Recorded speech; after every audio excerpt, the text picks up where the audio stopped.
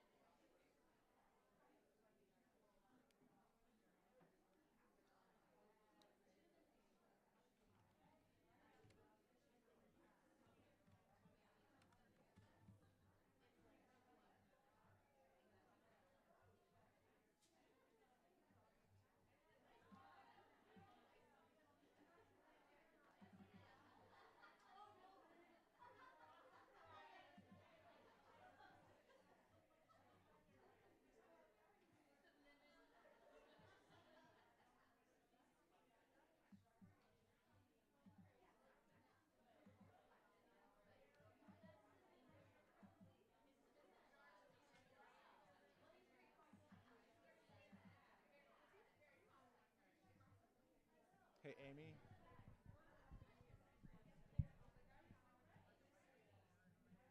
Sorry, who is first, second, and third? I want to put them in the order. Tessa is just talking, so we don't. Right. Then Polly. Okay, so she's the Google. And then Atwater, and then Okay. Lisa. Cool. And then, yeah, if you'll And just then let they them just know. have to press that screen thing down there. Yeah, to go to present mode, Okay. and then they'll be good. So if you can just let them know to close out of theirs when they're done. Okay. But we should go there. She's first, Polly. Yes. Okay, I'll just leave that up then. And No. Atwater is first. oh, okay. No. Dang. Where's my...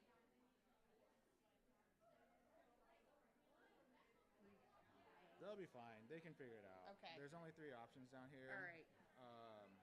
And Atwater says Atwater. Yeah. So.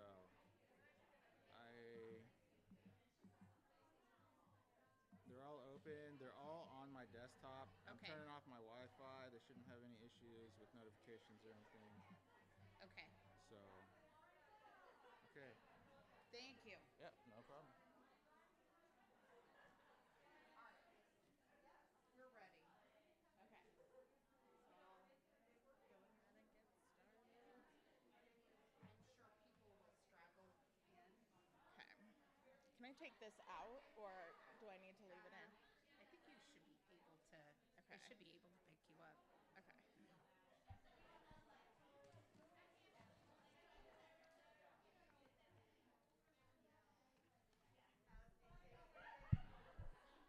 Hello, everybody. Welcome to the Woodneath Library Center of the Mid-Continent Public Library for Romance Genrecon. My name is Emily. I'll give you a couple of little housekeeping details before we get to the good stuff. Restrooms are out the door and to the right. If you could turn off or mute or put on vibrate your cell phones, that would be so helpful and lovely and kind. If you do have an emergency and need to exit, exits are behind you through the doors, or we have, I saw another exit over here. And if you could help us make this event better by filling out a survey. I did hand out some of the little yellow surveys at the beginning. If you did not get one, I have extras up here at the front of the stage. There's also a sheet that has a QR code that you can scan if you don't want to use the paper. And we would really, really, really appreciate if you would fill that out. Thank you so much.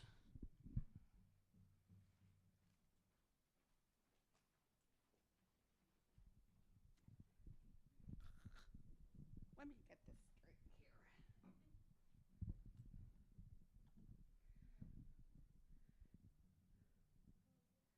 Hello, can you guys hear me? I'm usually very loud anyway. So welcome to our second librarian workshop that is part of our romance Genrecon. We are finally back in person.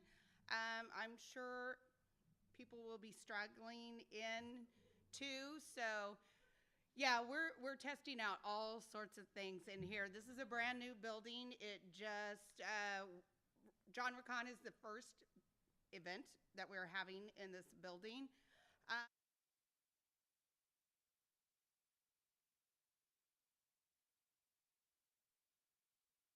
Drove a long way.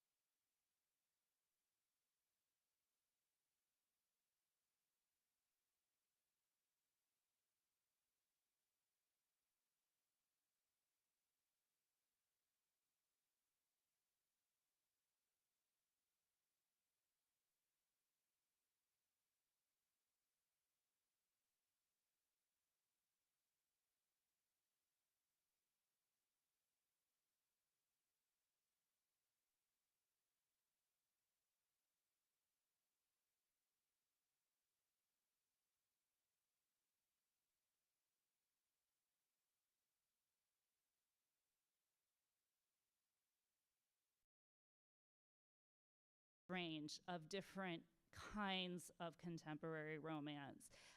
It can be a sweet contemporary romance without any more heat than kisses, or it can be what's now kind of a trend called dark romance, where the heroes are like literal hitmen and mafia killers, and they are a little bit like those 70s and 80s heroes, where they're very authoritative, let's just say that, in the bedroom, and and those books are very erotic. So contemporary romance encompasses a lot, and there are different divisions within it, but they are often sort of trends that change every few years. So it's not like something you would want to necessarily like have a section in the library or a Pathfinder about, but just kind of being aware of it. And rom-coms, definitely also a part of romance, contemporary romance for the most part. And, so right now we've kind of got this whole sort of rom-com on one end, and then we've got this dark romance on the other end. It's like this very polarized market right now. The same people are writing both or reading both, so they are not mutually exclusive. And then historical romance, which is what I write, which generally is, it has to keep scooting up, right? Like, what is historical? It used to be World War II and before, but now it's scooting up because I know Cat Sebastian is going to get to write a historical romance in the 50s. So, but basically romances that take place in some time and place more than, 60, 70 years ago. That's historical romance. It can be medieval romance. It can be Regency and Victorian, which is what I write. It can be the Westerns.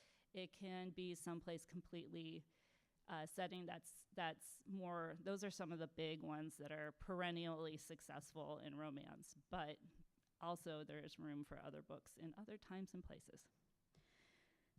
Then there's the science fiction, fantasy / paranormal romance, where one of the big things that it comes and goes a little bit, but it's pretty big right now, is shifter romance, werewolves and other kinds of shifters, let's just put it that way, shifting back and forth.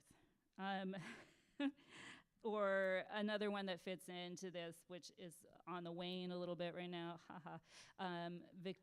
vampires, or anything that takes place in space, has dragons, anything, just basically a fantasy or science fiction or paranormal or urban fantasy type book where the main story is a romance. That's a paranormal romance. I should have talked about what a romance is. A romance, to be defined as a genre romance, a book should be focused on a romantic relationship and should have an optimistic ending, right? Well, committed, this relationship's gonna go the distance ending, which does not include Nicholas Sparks. And a lot of people love Nicholas Sparks, but that's the difference between a romantic story, right, and a romance novel. So generally, if somebody is a romance reader, what they're thinking about is books that end happily without, one or the other of them dying tragically. And they may also enjoy Nicholas Sparks. No shade on enjoying my Lurleen McDaniel growing up. I mean, it's tragedy sometimes hit the spot, but that's not what we think of when we say romance novel as a genre. Oh, and the last few I had, romantic suspense is, a romance with a strong suspense element. They're on the run. Like, the sex scenes are often called by the author stop, drop, and roll because they don't have much time. So, something along those lines.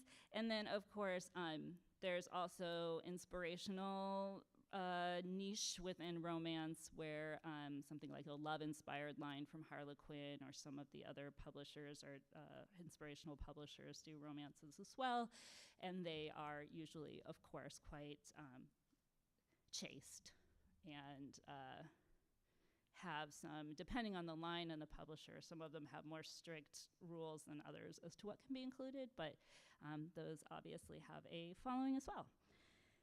All right, so very briefly, one thing that Amy asked me to do, and I feel it was a very good idea, was to apologize on behalf of publishers. for and authors who treat libraries like an antagonistic way.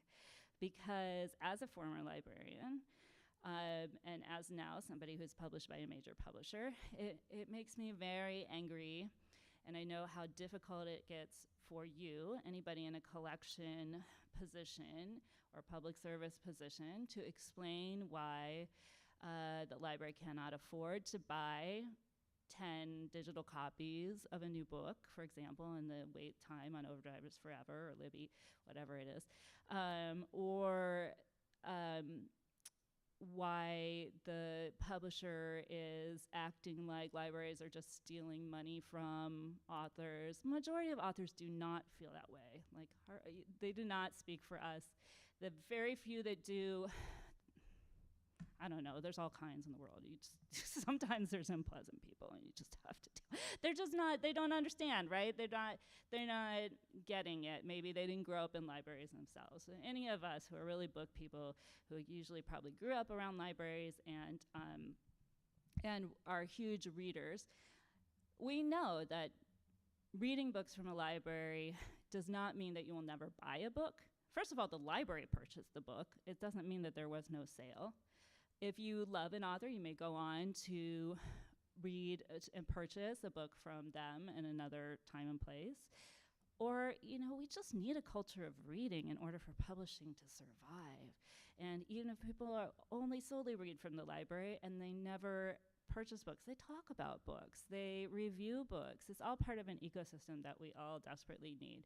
So if you are ever treated or feeling like you're treated like the enemy by a publisher or an author, I'm here to apologize as much as I can and say we don't all feel that way.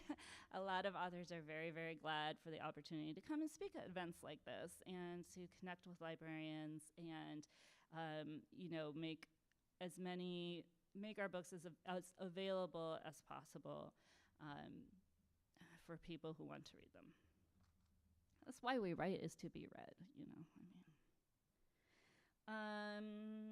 I want to thank librarians for doing all the important intellectual freedom work right now, freedom to read. You guys, I know, are not having it easy right now. I don't know what the situation is in Missouri, but I have a feeling that it is more challenging than it is where I come from in Southern California. So I know that school librarians and public librarians are really having to defend a lot of the books on the shelves right now, especially if they have queer characters or any kind of explicit content which is defined very vaguely and broadly in some people's minds. So anyway, just we're behind you. Let us know if we can do anything to help. But it's thank you for doing that hard work, because I know it's not easy. Okay, and then while Amy gave me this pulpit, I am going to make a few requests. Somebody who is an author of romance and has worked in libraries and knows a little bit about behind the scenes, how romance is sometimes handled from the library perspective. So best practices, as I see them for public library to carry toward romance, is to make sure that they are selected with purpose, because now at this time there are so many reviews available for romance, right? It doesn't have to be just whatever somebody came and donated, although donations are also lovely, but I know how much donations mean. But there are reviews available in Publishers Weekly and Booklist, in Library Journal, of romances now. And also, of course, I don't have to tell you about Goodreads and all of these other places where you can look up reviews. So they are available out there to look at books and be able to build a purposeful collection. Please make your romances cataloged. Please catalog the romances. Make them catalog. That's a terrible way to say it. So that they are searchable by readers, by title, author. At the very least, series is also useful, because, I mean, we know that the subject headings are never gonna be useful for the most part for romance readers. I think some of mine, like the LOC headings, like relationships, ... man and woman. I mean, you know, that's not going to be useful to most people who are searching. But there are definitely people who come in looking for a book by Kathy Maxwell or Tessa Dare, and they want to be able to find that, and you may not even know it's on your shelf if the books are not all cataloged. And maybe you all do this already, but there are libraries that don't. They just keep them those like generic paperback, you know. And please, like, maybe keep them organized, like on the shelf if you can, like alphabetized or something so people can find them.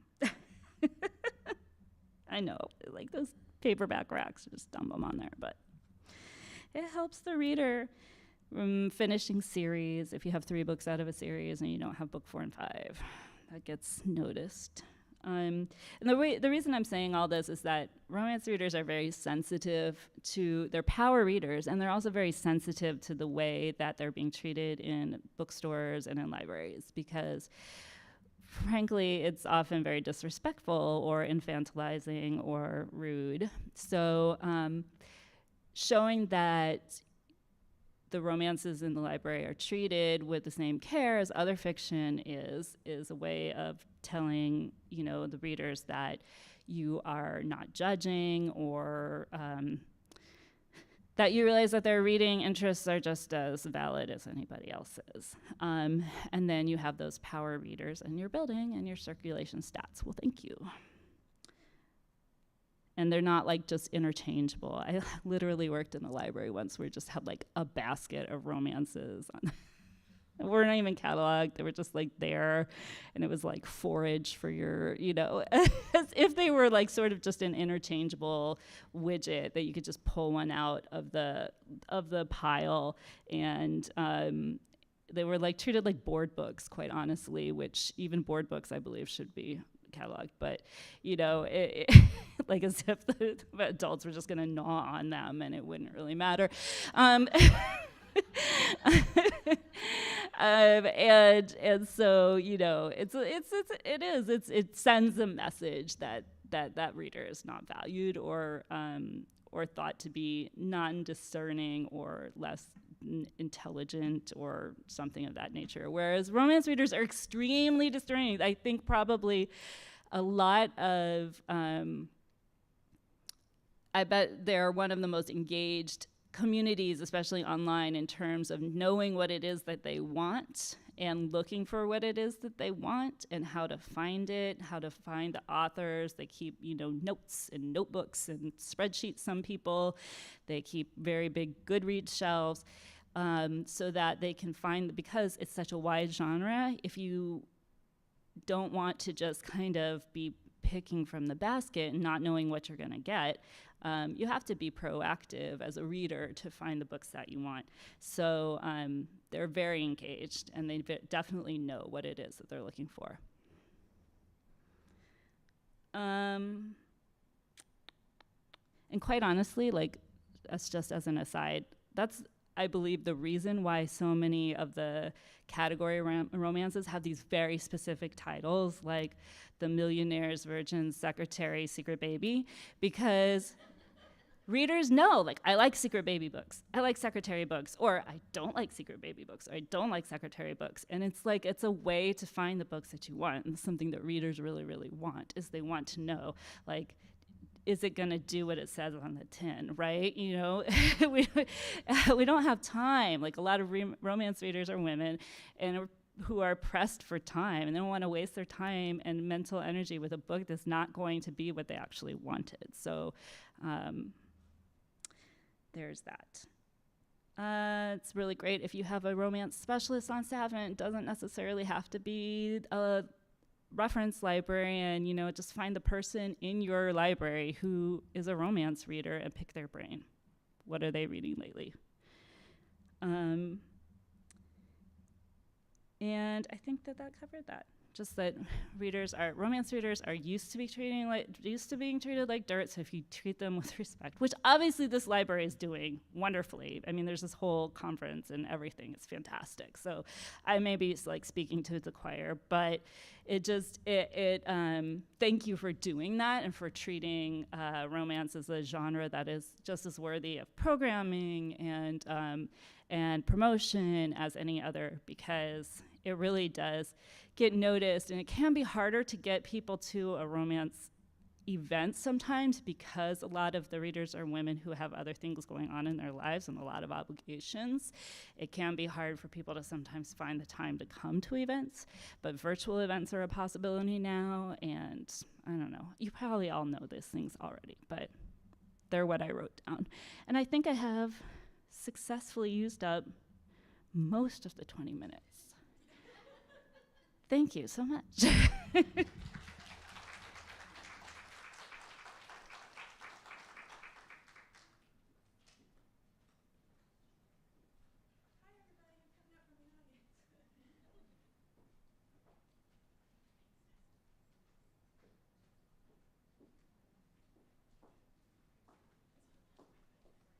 looks very sexy this morning. Nice job. Okay. Well,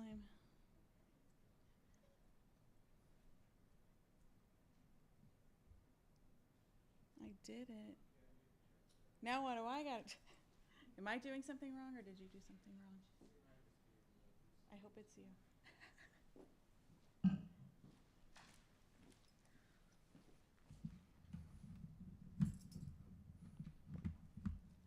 Hopefully. There we go.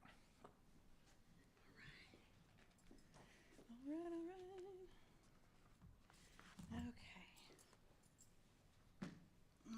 Well, good morning. Hello, everybody. This pretty much says it all. I was supposed to talk about the top 5 of the top 5, but who are we kidding, right? That's not going to happen because of this. All right, so this is, picking a top 5 of the top 5 is, some of it's library science, obviously. I do this for a job. I know what I'm doing, but it's pretty subjective, too. I like a lot of spicy reads. I probably skewed spicy. I'm very sorry if I did. You can slice this in a lot of ways, and that's kind of what I'm doing today, as you'll see. But you also are going to know your community, so I really encourage you to kind of work on building your top 5 based on the kind of reads that your community likes. And Tessa sort of touched on this a little bit, but why do we read romance? Are you all romance readers, or are you librarians who want to serve your romance readers? I don't know if I'm taking you to church or taking you to school today. I'm not sure exactly what we're doing. But mainly we're here for the emotion-filled story. I know I am. We're here for the character development. I read for character in anything I read, and so I especially love romance because it's character-based. The focus on the relationship, as Tessa said. Escape. Don't let anybody tell you that's bad. I really hate when people say, that's just escapism. Well, duh. I mean, that's what we're here for. And I think in these days especially, satisfying and educational sexy times, especially if you get somebody who's really doing a respectful job of writing sex, people learn a lot about themselves and what they like. And then, of course, a happily ever after, and increasingly a happily everyone after. I love what Sarah McLean says about that. We're trying to really make romance more inclusive. And Tessa already talked about this, so I'm going to say this again. Romance has to have a happy ending, or at least a happily for now, and it has to have a central love story, again, focused on it. Nicholas Sparks, I put him right up here. No, when people say that, no. Jojo Moyes, no. Eleanor and Park is one of my favorite books. I love it so much. It's very romantic. It's not a romance. And a lot of YA is very romantic. There's YA romance, but are they going to be happily ever after? Who knows? They're 18. I don't know. So to know a little bit more about romance, you probably know this. if it's not the biggest, it's probably the second biggest genre in your library. Usually mystery's bigger. I don't know that they sell more, but they're bigger in libraries usually. So just in 2021, as you see, like 47 million in the 12 months ending March 2021. That's a huge increase too. People are reading romance even more than they used to. 18% of adult fiction, that's a lot. And then the readers might not be what you expect. Probably you expect it to be women, yes, but we're a lot younger than people thought that we were, I think, the stereotype of who a romance reader is. And, you know, we're kind of spread out all over the place. And I think it's only going to get better as we get more diverse books published, where people see themselves represented more and want to read more about it. If you want to know more about the publishing industry of romance, Ripped Bodice does a really good job. They publish the state of racial diversity in romance. They focus on race, and they've done that since 2016. This is the 2020 numbers. They have 2021, but they didn't have like a little sexy thing done about it yet, so I didn't grab that one. But it didn't look much better. So that's about where we are. As you know, obviously, like, romance is getting more popular just because people are seeing it and feeling more comfortable seeing it in the mainstream. Bridgerton gave us some more legitimacy, I think. See, Netflix likes it too, you know. So then there are some other series that are out right now. The Hating Game is one of my favorites. I don't know how you guys feel about it, but it's always been one of my favorite romances, and I thought they did a nice job. Did you watch it? Do you feel like they did a good job? We don't have to talk about it if you didn't love it. But you could see, and there's like a wide range of the kind of romances that are being made into movies.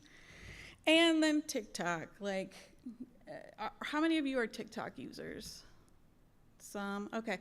I wasn't, but that's how my kids communicate with me. So I started to look at it, and I was embarrassed about how much I did not realize, like, romance was a huge force within TikTok. But now I am aware. Thank you, children, like, they taught me. So this book, though, like, kind of blew my mind when I learned about it. You maybe probably already know about it, but the fact that it, like, had 60 million views. And so then I went to Amazon and I was like, let me take a look. It had like 25,000 reviews, which is like insane, right? And it already got picked up. If you didn't like The Hating Game, I'm sorry, it's the same people doing this one. And then the next book is coming out already, so, like, crazy. And then, excuse me, Colleen Hoover, like, I am also embarrassed that I just did not really know that much about Colleen Hoover. Like, she wasn't on my radar, and I'm like, I don't know how that is, but suddenly there she was, like, what is it, 6 were in the Amazon sold last week, 6 books. These are the 3 that, if you're, like, going to suggest to folks to get started, these are the 3 that everybody seems to sort of agree is where you should start. But also, probably, as you know, she's a holds ratio nightmare. Like, everything is still on hold. Oh, Beth's in the back going, oh, now I have to buy those. I have to buy more. Yeah, it's insane. So, do we need more reasons to love romance? I think we do. I happen to believe that reading romance is incredibly feminist. It's generally written, hello, thank you, by women for women, by femmes for femmes. I want to use more inclusive language, but I'm speaking in generalities. It really does teach us about personal agency, teaches us about women's pleasure, gender equity, especially if you're reading something good. I mean, the new books especially, the last 20 years, I think, have been amazing for romance, personal fulfillment within a healthy relationship, and increasingly consent on the page. I'm trying to remember what I read recently. It might have been It Happened One Summer and Hook, Line, and Sinker. It really stood out to me that the hero asked before he did anything. And it was very sexily written. I think people think, consent's not sexy. I want him to grab me and I want him to take me. And I'm like, hey, you can do that also with consent. Guess what? You can do it. So Tessa was alluding to people don't treat us very well, and I hear this a lot. It's so emotional and formulaic, whatever. Come on, that's what genre is. That's why people read it. And, it really bothers me that horror and suspense and mystery and fantasy are all filled with emotion. People are freaking scared out of their mind. They're called thrillers, but they're also read by men, so they get some respect. Same thing with mystery and fantasy. Tropes out the wazoo. Well, whatever. It's men. So there's no dudes out there? Okay. Let me check. So anyways, people are reading for comfort and stability, and they want emotional and formulaic, and that's completely okay. I mean, that's where we are right now. And that's where we've always been, but I think we really, really are right now based on those numbers that we looked at.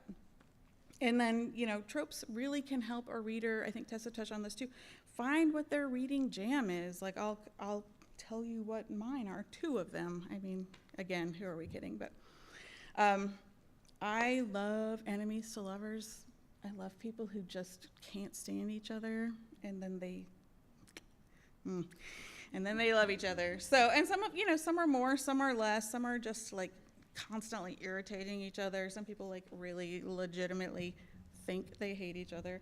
These are some of my favorites that I've read. I think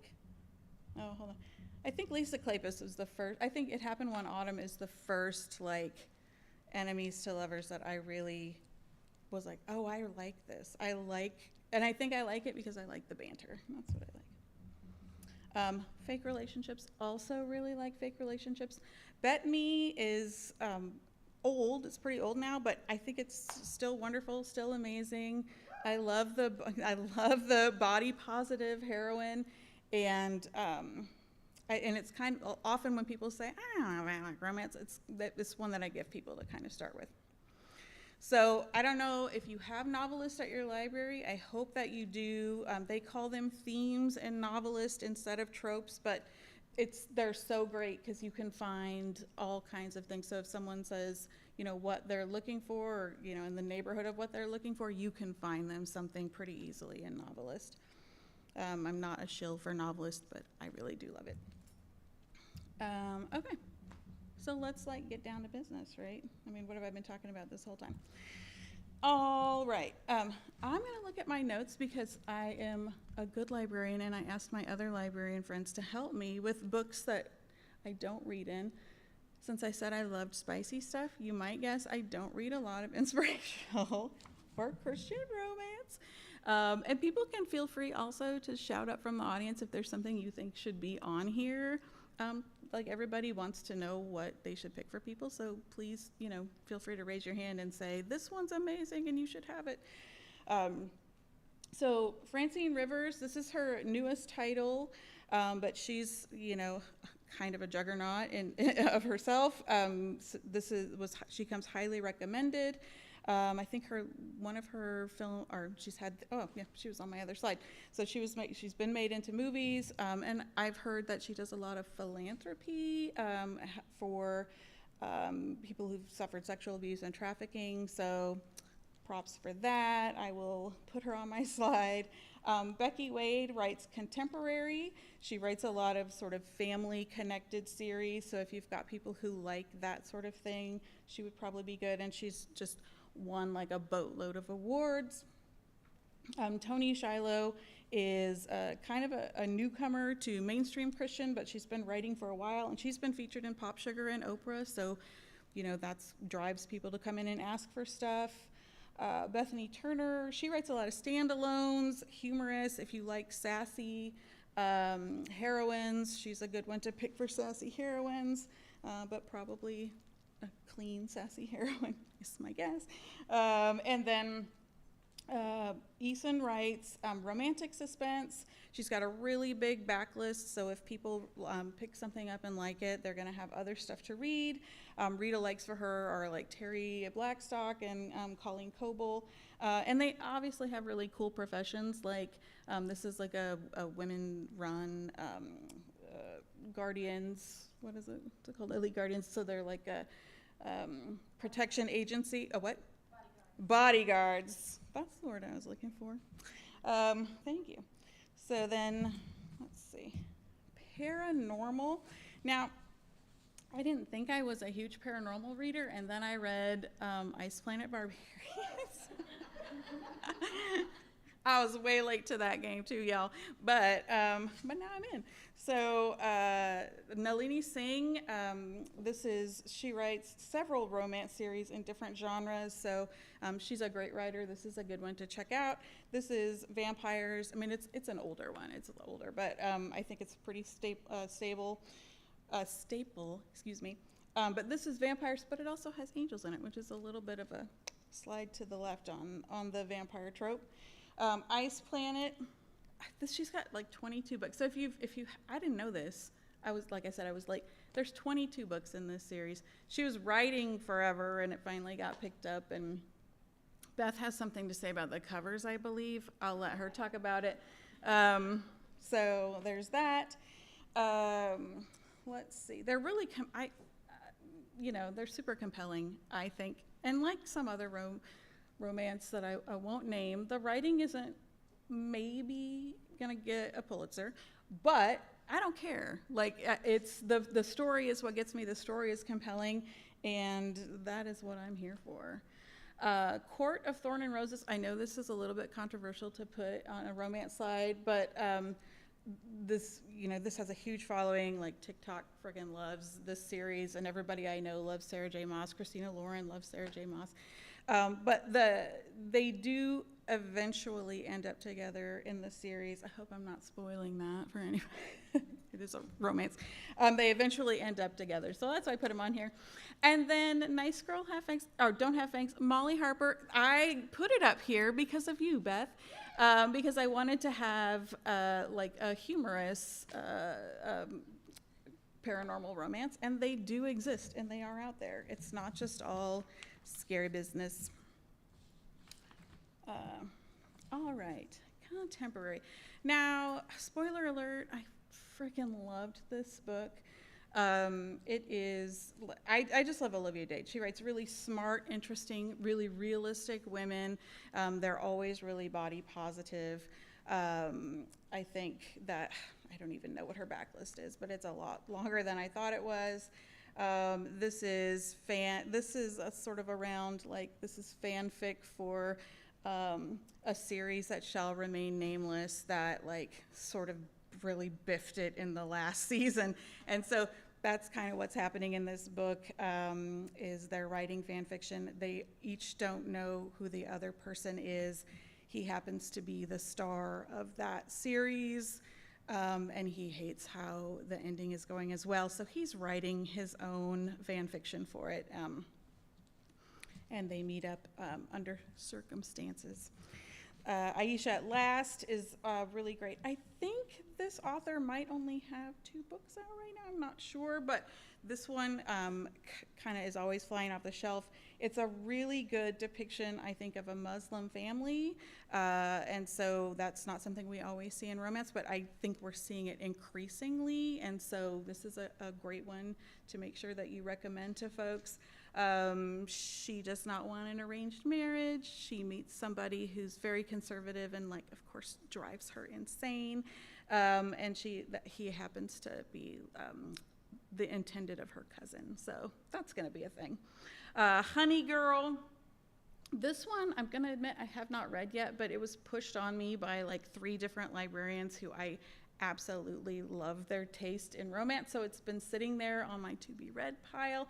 So I wanted to get it in front of you guys. But it's really, it's a lesbian romance. It's a quickly got married in Vegas and now we have to fall in love later. But The main characters are incredibly smart, and they're really trying to figure out what to do with their lives. And I think they're just really, really well written. And I think folks will like that if they're looking for something kind of smart. And beach read. I mean, Emily Henry, also like super, super TikTok famous, also a Holdsless nightmare. I mean, whatever. But this is two writers. One's a romance writer and one's a writer. And they're stuck next to each other in a beach house for 3 months. And so you can imagine what happens with them. All right, let's get to the biz. Historical romance. This is where I started. A lot of people, I don't know if a lot of people start in historical, but I started with historical. I do think my very first was a Julia Quinn, and I fell in love with romance. And so I still, I've started branching out, obviously, but I still have a soft spot.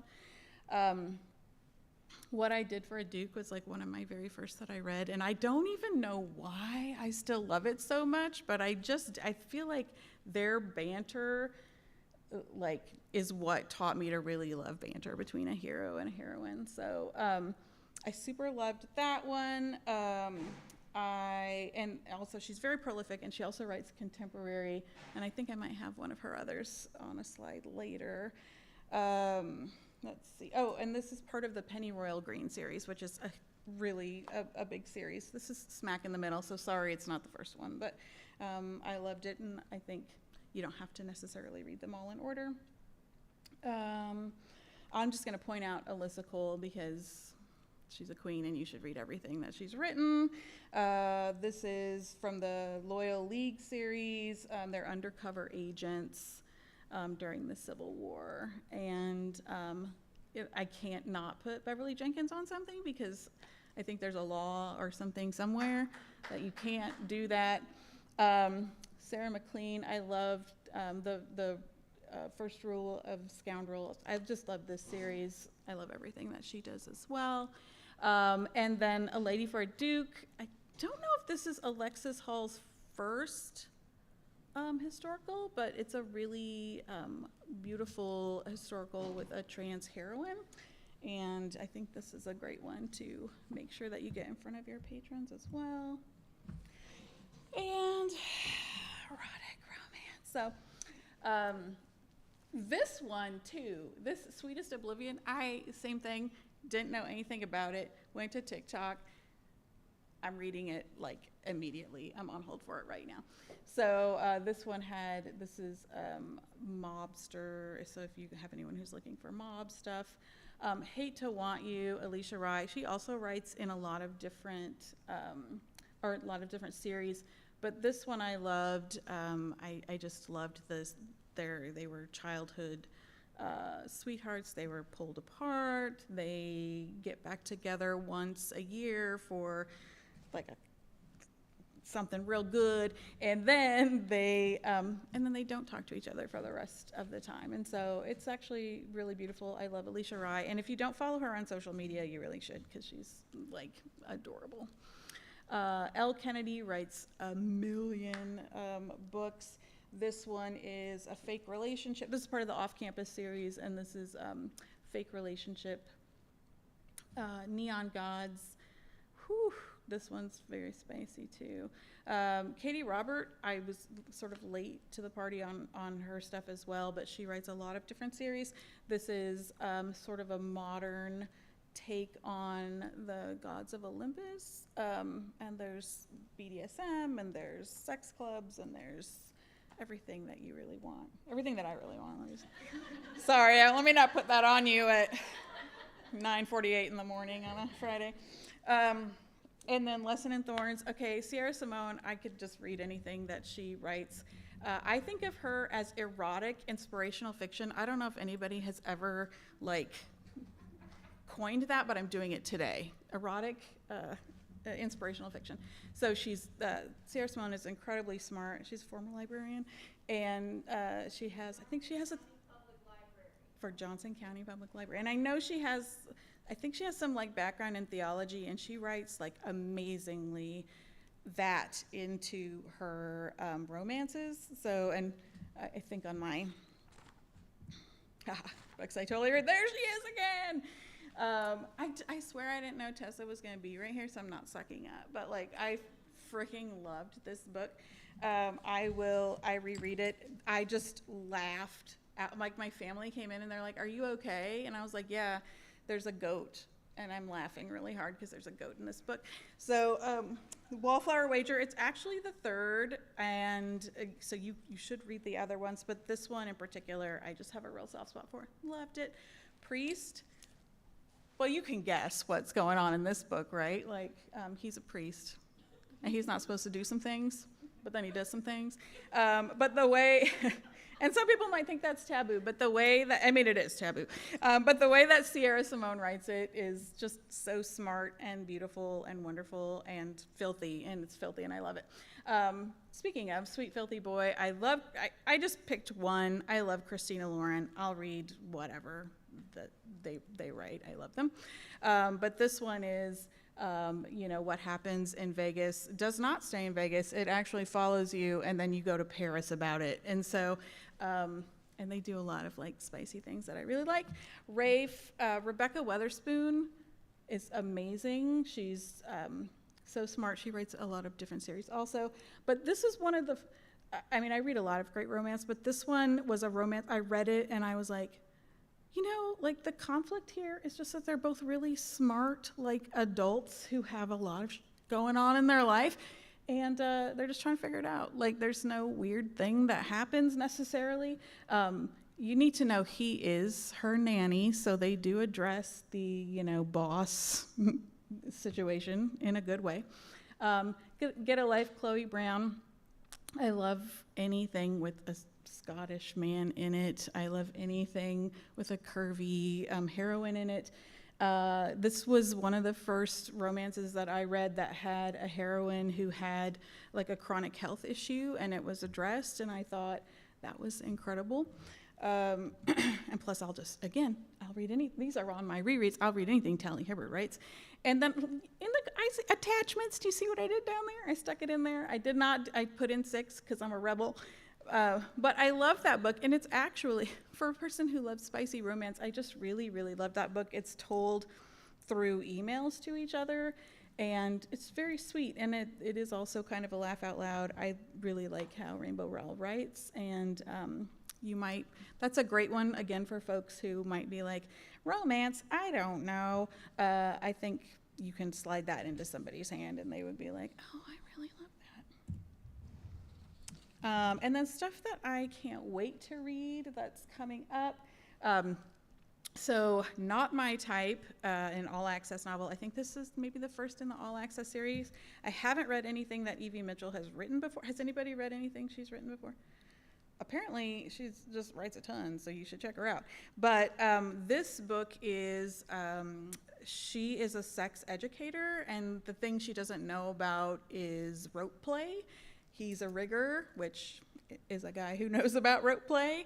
And obviously, she's a person who uses a wheelchair, and I am super psyched for this one. And there's another one in this series that I will probably check out after this one. The X Hex, I know it's already out, you guys. I just haven't read it yet. So I can't wait to read this one. A couple of these are already out. But witchy stuff is going on a lot right now in romance, and I super love all of that stuff. So really want to read that one, and the next one is coming out, or just came out, or is about to come out. I just grabbed one. I'm gonna read them, a lot of them, you guys. So I'm gonna start going through them. But so Beth, is this the cover you like, or the one you don't like? Oh, okay. Sorry, I mean to get in your business. And then Penny Reed, I love her. I love the Winston brothers. I love anything having to do, she just writes the best comedy and the best dialogue. And this one I was charmed that how much she was excited for this book to come out. I mean, she was just like, you guys, I think she felt like she wrote her best book ever, and she's super in love with the hero. And I feel like when the writer falls in love with their own hero, it's always going to be a great read. And then Farah Rashan, this is the third in that series, I believe, but I mean, it's enemies to lovers. Look at these people. You know I'm going to read that. I already told you my business, right? So that is all I have. I hope I used up my time exactly as I was supposed to. And you should read that book, Duchess by Design. It's Maya Rodale. It's pockets, you guys. She talks about pockets, and I really love that. Pockets was a theme for a while. Did you guys read romances with pockets, like where they talked about putting pockets in things? That was a theme for a while. It was, I mean, you don't know that it's happening. You just like are reading, and then you're like, oh, I know exactly what's happening here. So, yeah, that's it.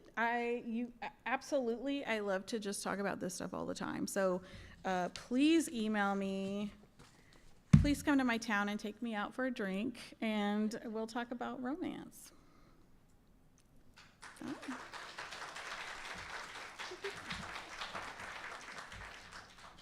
anybody have any questions for Polly? Oh, we're going to do questions? Sorry. Go ahead.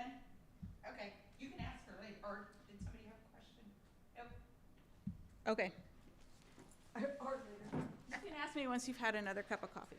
I didn't have a break scheduled here, but we can take a quick 10-minute break if you need to go to the restroom. I think we have water and some snacks, and let me make sure they get pulled out. So we'll start up again at 5 after.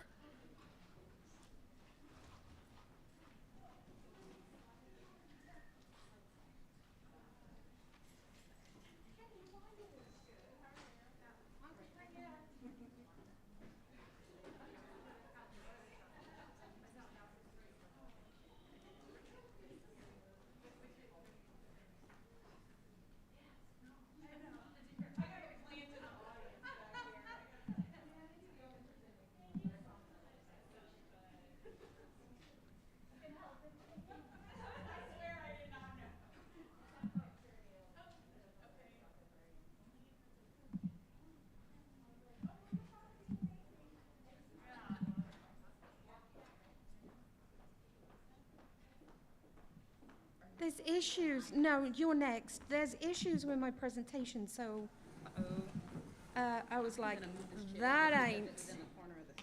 Look, look, that is not. That's not gonna work. I need to go figure out why this is doing that. Otherwise, no one's going to read anything. Patrick, I might have to come see you. Because there is big issues with my presentation. It's not even. It's all unaligned.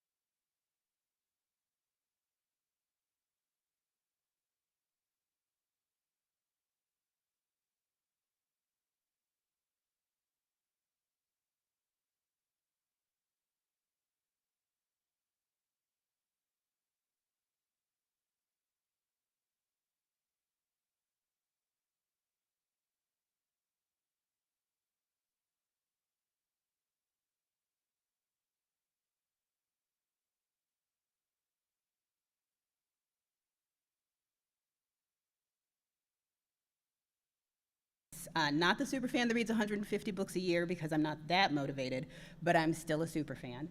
And for my day jobs, I am the fiction selector, the collection development librarian for Johnson County, and I also review books for Publishers Weekly, specifically erotica and romance.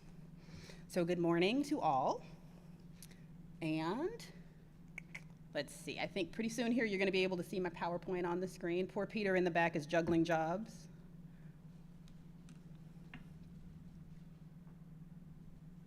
There we go. All right, so I also have paper notes like a good librarian, so bear with me. If at any point you can't hear me, somebody in the audience raise your hand. If at any point I'm talking too fast, somebody in the audience raise your hand. Also, I'm overzealous and super excited to be here, so there's like 40 slides. So if at any point I'm going too long, Amy's gonna raise her hand.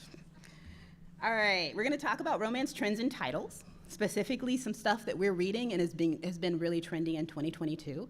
Fair warning, I am a consummate lurker on social media, so a lot of these, much like what Polly mentioned, are gonna be books that are from TikTok and TikToks that turned into Instagram posts on Bookstagram. All right, let's go.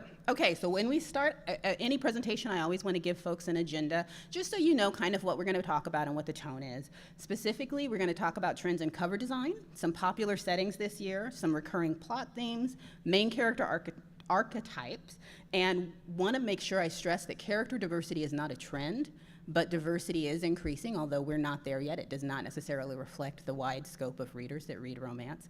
And we're gonna talk about some diverse titles also today so that you have some things you can recommend to friends and to patrons. All right, cover designs. All right, to be honest, I just included this cover because I really, really like it, although I have to say Penny Reed is everywhere and wonderful, and you should all be reading her and recommending her to your patrons. As we move forward, you're going to note that some of these slides have individual information about the books themselves in lieu of book talk, because I was worried I had too much to say and not enough time to say it. And some of them are title slides for the next chapter, so I will talk about the books themselves and give you a little plot information. So this book comes out on September 13th of 2022. It is book 2 in a series. The first book in that series is called Totally Folked. As you can see, this is folk around and find out. It's an enemies to lovers. He owns a strip club and she's a recent divorcee. That strip club probably had something to do with her divorce. They don't know they're gonna love each other, but they absolutely are. Let's talk about the Ice Planet Barbarians, y'all. First of all, I need you to understand that this is practically a cult on TikTok, and I joined and I don't regret it. Ruby Dixon wrote these books, and they were independently published originally, and then there's like 16 original books and then a bunch of books that are spin-offs, just like Polly mentioned earlier. But I want to use this as an example of how cover art can be very misleading. So these are both covers of the exact same book. They have the exact same content. The first cover that you see is the original cover from when it was indie published, and then it was purchased by Penguin Random House, and they are publishing it about every 6 months with these brand new covers that are beautiful and illustrated, and I love them, but it makes Georgie, the main character, look like she's probably Katniss's cousin, and this is not gonna be appropriate for you to give to your YA crowd. I mean, maybe if their parents are willing to let them read it, who knows? I was reading Flowers in the Attic at 12, but be aware, these are very explicit books despite what the cover has presented here. Penguin Random House, as I mentioned, has printed 3 of these so far. The plots are, I won't say pretty straightforward because they do get awfully complicated, but a group of women are kidnapped and abducted by aliens. They're going to be sold off into slavery, but the alien ship crashes and the bad aliens die, but there are good aliens there that are 7 feet tall and have remarkable appendages. And they're on a frozen planet. One of them is a Star Wars fan, and because the frozen planet looks like Hoth but is not Hoth, they call the planet Not Hoth. And that is why I own a sweatshirt that says Not Hoth National Park. True story. As we're talking about covers, I'd also like to mention that movie tie-ins don't always tie in, and this is particularly true in the last year or so. So if you've got folks who are fans of blind cast or diverse regencies because they love Bridgerton, and don't we all? Mr. Malcolm's List was also an excellent movie, soon to be out on DVD, currently streaming, has been in theaters since June. Anyhow, please remember that a lot of those books are not necessarily changed when they are re-released with movie tie-in covers to reflect the characteristics of the characters. So you may have characters of all races on the cover, but not necessarily on the inside of the book. And as we move forward, I'm also going to recommend a book for those folks who specifically loved Mr. Malcolm's List or Bridgerton because they saw themselves in it. Not to say Bridgerton books are not excellent, regardless of what the color of the characters are, but I do want to make you aware, so if someone asks you for a diverse historical romance, you don't hand them one mistakenly. Okay, so let's talk about A Merry Little Meet-Cute.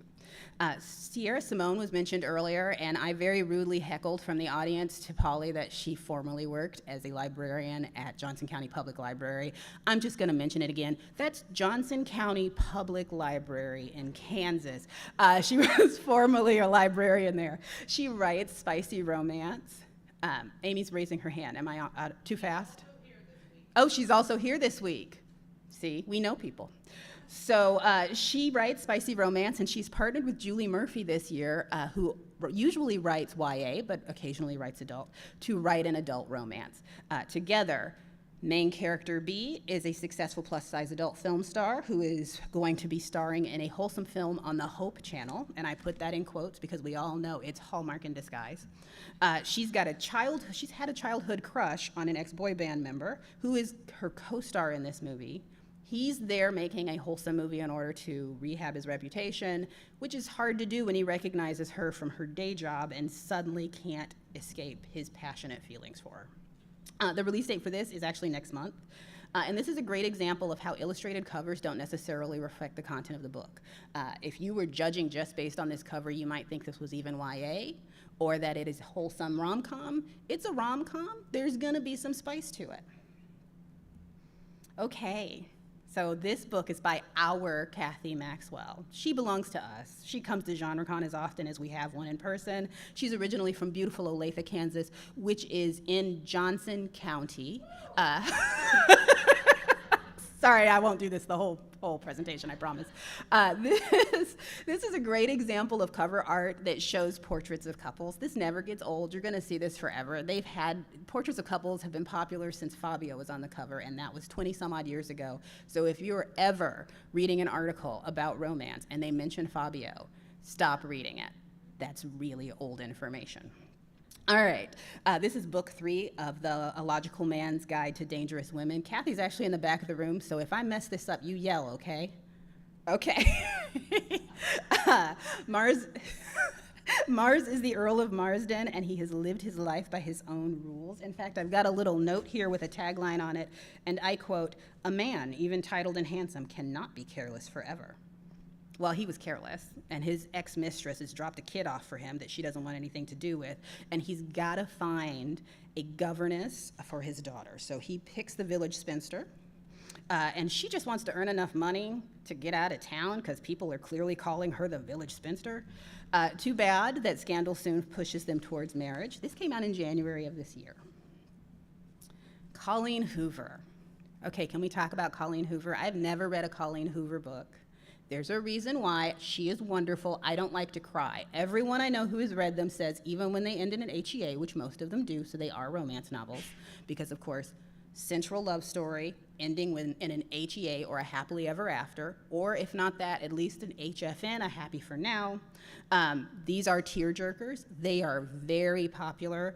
4 of the top 10 most requested books at our library are Colleen Hoover books right now. A third of the top 15 are Colleen Hoover books, and that goes for both print and ebook titles. But this is a great example of not necessarily needing a picture to tell a story. So as you can see, most of this is just text. There are a few graphic design additions here. Kenna, the main character, just served 5 years in prison for a tragic mistake, but now she's back in town looking to reconnect with her young daughter. Unfortunately, everyone in town is protecting her daughter from her. Ledger is the local bar owner and the only link she has, but their romance could risk his relationship with the little girl. The release date on this was January of 2022, but I feel like Colleen Hoover must have a book every 6 months because I feel like I've never stopped buying more books to fill holds for her titles. How to Be a Wallflower by Eloisa James. This is a perfect example of how it is never, ever not going to be about the dress. Every romance reader knows a good dress on the cover will sell the book. I haven't even read the back of the book yet. It's got a great dress. This means this is going to be a great fantasy for me to fall into. First of all, this is the first in a new would-be Wallflower series. Book 2 is coming out in November. This one has been out since March. According to my happy little notes here, Eloisa James' real name is Mary Bly. I can tell you that because it's public knowledge. I don't have an N. I didn't find out in diabolical ways. She is a Shakespearean professor by day and a romance writer as well. She's a very prolific romance writer with more than 70 books to her name. And she summers in Italy with her Italian husband, so clearly we're all jealous of her. Harvest Moon. So I've titled this little slide Location, Location, Location, because I think it's really important to note when you're recommending romance novels to patrons that location is a huge part of some romance novels' appeal. The Riverbend series is an example here. This is book 3 of that series. This particular book is inspirational fiction. It's actually Christian romance. It comes out next month. Not all of these are necessarily clean or Christian or inspirational fiction romances. This series is, but I mean not all location-based covers are. A great way to think of this is in the same way we think of cozy mysteries, right? A cozy mystery is about the place as much as the individual mystery in each book. You want to revisit the same characters. You want to be immersed in that town. It's like a little mini vacation. However, unlike a cozy mystery, a cozy romance may be all about location and revisiting friendly characters, but it does not necessarily mean that all the I won't say bad, but interesting stuff happens off page. In a cozy mystery, you expect the murder's going to happen off page. In a cozy romance, anything goes. Some good examples on television for those of you who are not necessarily romance readers are shows like Virgin River on Netflix, which we all know is based on a town or on characters who live all in the same town, and you're visiting with all of them on a regular basis. And that is very true for a lot of cozy mystery series. Another one would be the Cedar Cove series by Debbie McComber, who also writes books about characters who all live in the same community. Okay, so speaking of settings, let's talk about some popular settings. As we move forward, you're gonna see these are also the headers on the individual slides. So English historicals never go out of style. We're going to talk about some contemporary city dwellers, some cozy hometown reunions, and of course fantasy world building. We're going to talk about romantasy here today. And alternate histories have become really popular, kind of in the Bridgerton vein, where race is not an issue in Regency England. That's not entirely true, as we all know, but you know, black people always existed, I promise you, all over the world. And urban fantasy is going to be a constant companion with romance when we talk about paranormal romance. This particular title, since I don't have any notes on the slide for it, let me give you a little information about it. This is a Regency Romance. It's the 3rd book in the Wild Winchester series. Erica Ridley is the author. The main character, Graham, or the hero, Graham, runs a ring of spies. He keeps up with everything that's going on in London. CUNY, which I hope I am pronouncing correctly, it is spelled K-U-N-I, is from a family of guardsmen, royal guardsmen, and she dreams of being the first female royal guard. Of course, he supports her, because how else would they fall in love? All right, so Never Rescue a Rose. This is actually a Virginia Heath novel. She is here with us this weekend. She is a delight. If you have the chance to talk to her, please take advantage of that. This is a Regency rom-com. And Virginia is originally from London, and she is the author of at least 25 books so far. Particularly Regency, when we talk about historical romances, are really in style and really trending. Don't get me wrong, Regency never went out of style. I mean, we all love Austen. That said, it's important to remember that almost every historical romance you're seeing on the shelves here in the States are Regency, which is really interesting because medieval romance is particularly popular overseas in Europe right now. This is the second in the Merrywell Sisters series. The two main characters essentially tolerate each other, but everybody thinks they should be together. But when the hero's father dies, it's only a matter of time before someone discovers the circumstances of his birth. Dum, dum, dum. And that can be a problem when you're the son of the Duke. So Diana, who works at a newspaper, is an excellent investigator and helps find ways to make everything work out in the end. The release date is November of 2022. The American Roommate Experiment. This book is actually the sequel to The Spanish Love Deception, which Polly mentioned earlier, and The Spanish Love Deception was all over TikTok, I would say for the better part of a year. It's an excellent book. So is The American Roommate Experiment. It's actually a sequel. It does have different characters, which is very true of a lot of romance novels. The sequels will take on peripheral characters or secondary characters from the previous novel.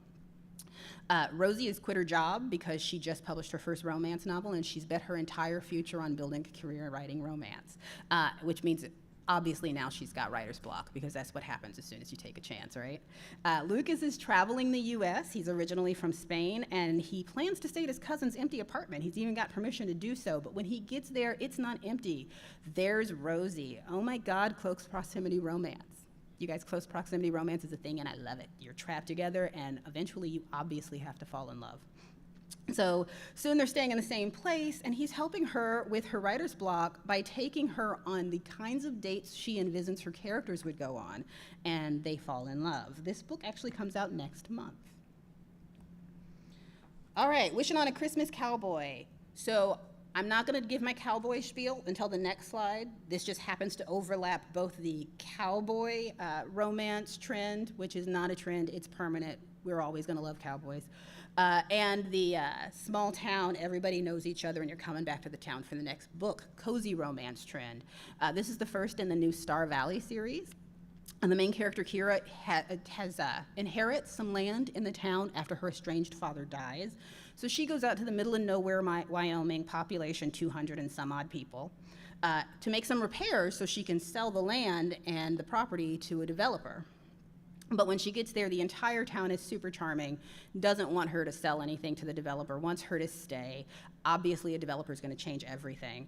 And it just so happens that an ex-Navy SEAL, all his ex-Navy SEAL buddies, who are now cowboys but also own a construction firm, and the only contractors in town are there. And one of the hero himself is Aiden, who is one of those ex-Navy SEALs, and he falls for her even though he really was just trying to get her to stay in town so that they could all prevent developing. This comes out in October of this year. All right, so we're back in Wyoming. So this is a thing that is my own personal theory and I have absolutely no proof of, but I feel like cowboy and rancher books take place in Texas and the South in the spring and summer, but Wyoming and the Dakotas in the winter. I have no proof, do not quote me, but if someone wants to do the research, I would love to hear your findings. This is book 11 of the Wyoming Men series. Sheriff Cody Banks lost his wife years ago and he blamed the illness on Abby, and Abby left town because she was tired of his BS. Now she's back to bury her last living relative, and lo and behold, she's inherited the property right next to his. You guys know what's gonna happen, right? Right? All right, so it comes out in November of 2022, so this year. Some things I want to mention about Diana Palmer, the author. Her real name is Susan Kyle, or at least another pseudonym is Susan Kyle. That's the second name she gives us. She's been writing since 1979, which was an epic year because even though I'm 32, I was born in 79. Right? We all agree. I'm 32. Okay. And she has 115 plus books in print. She's been writing for a long time and is consistently successful. Okay, let's talk about romantasy, which is my current obsession. And when I say obsession, I don't mean in a healthy way. I went to Etsy, I bought the sweatshirts, I bought the stickers, I stalk accounts that only talk about the same series over and over again. This book, A Touch of Stone and Snow, is book 2 in the A Gathering of Dragons series. Actually, earlier today, I was talking with Nicole Locke, who is here today, and she writes medieval romances, about how so many of us who cut our teeth on medieval romances are now living in romantasy worlds. So I get all of the angst and yearning and touch her and I'll kill you vibes that I get from the medieval romances, but with dragons, you guys, there's dragons. So the main character of this, or the heroine of this book, is Lizen, who is from a place called Koth, and she led an army against the demons and wraiths that the Destroyer brought when he returned to their land. But all her soldiers get massacred, and everyone calls her a deserter when she gets home, and she's shunned, and the Prince of Koth, Heiress, and I am probably butchering these names because I read it and didn't listen to the audiobook, have sympathy for me, is a childhood friend and has to exile her. So they meet while they're out in search of new alliances because, of course, the army got slaughtered. And they're overcome by their painful past and can't seem to get through it until, you know what, guys? Spoiler alert, they do. This was originally released in 2020, so it's a little bit of a cheat, but the series is still very popular, and in spring of 2023, the next book in the series will be out. Aphrodite and the Duke. Okay, so I read this, and I liked it. I really wanted to love it, but I only liked it, but I hope she writes more because I think I'm probably gonna love anything else that she writes. I just had a few quips with this book. And I do think your readers who love books like Bridgerton are gonna like it because we're back in the alternate histories where everybody gets a chance at an HEA. In this particular book, once again, race is not an issue. Aphrodite is returning to society after leaving because there was a huge scandal when she was the, and I quote, diamond of the season. Sound familiar?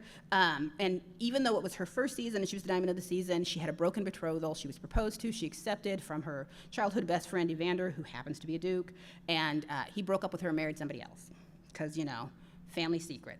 There's a scandal, like I said. He never stopped loving her, and now he's a widow, so we have literally thrown away the first wife. She is now irrelevant. It's been a whole couple of years, nobody remembers who she is.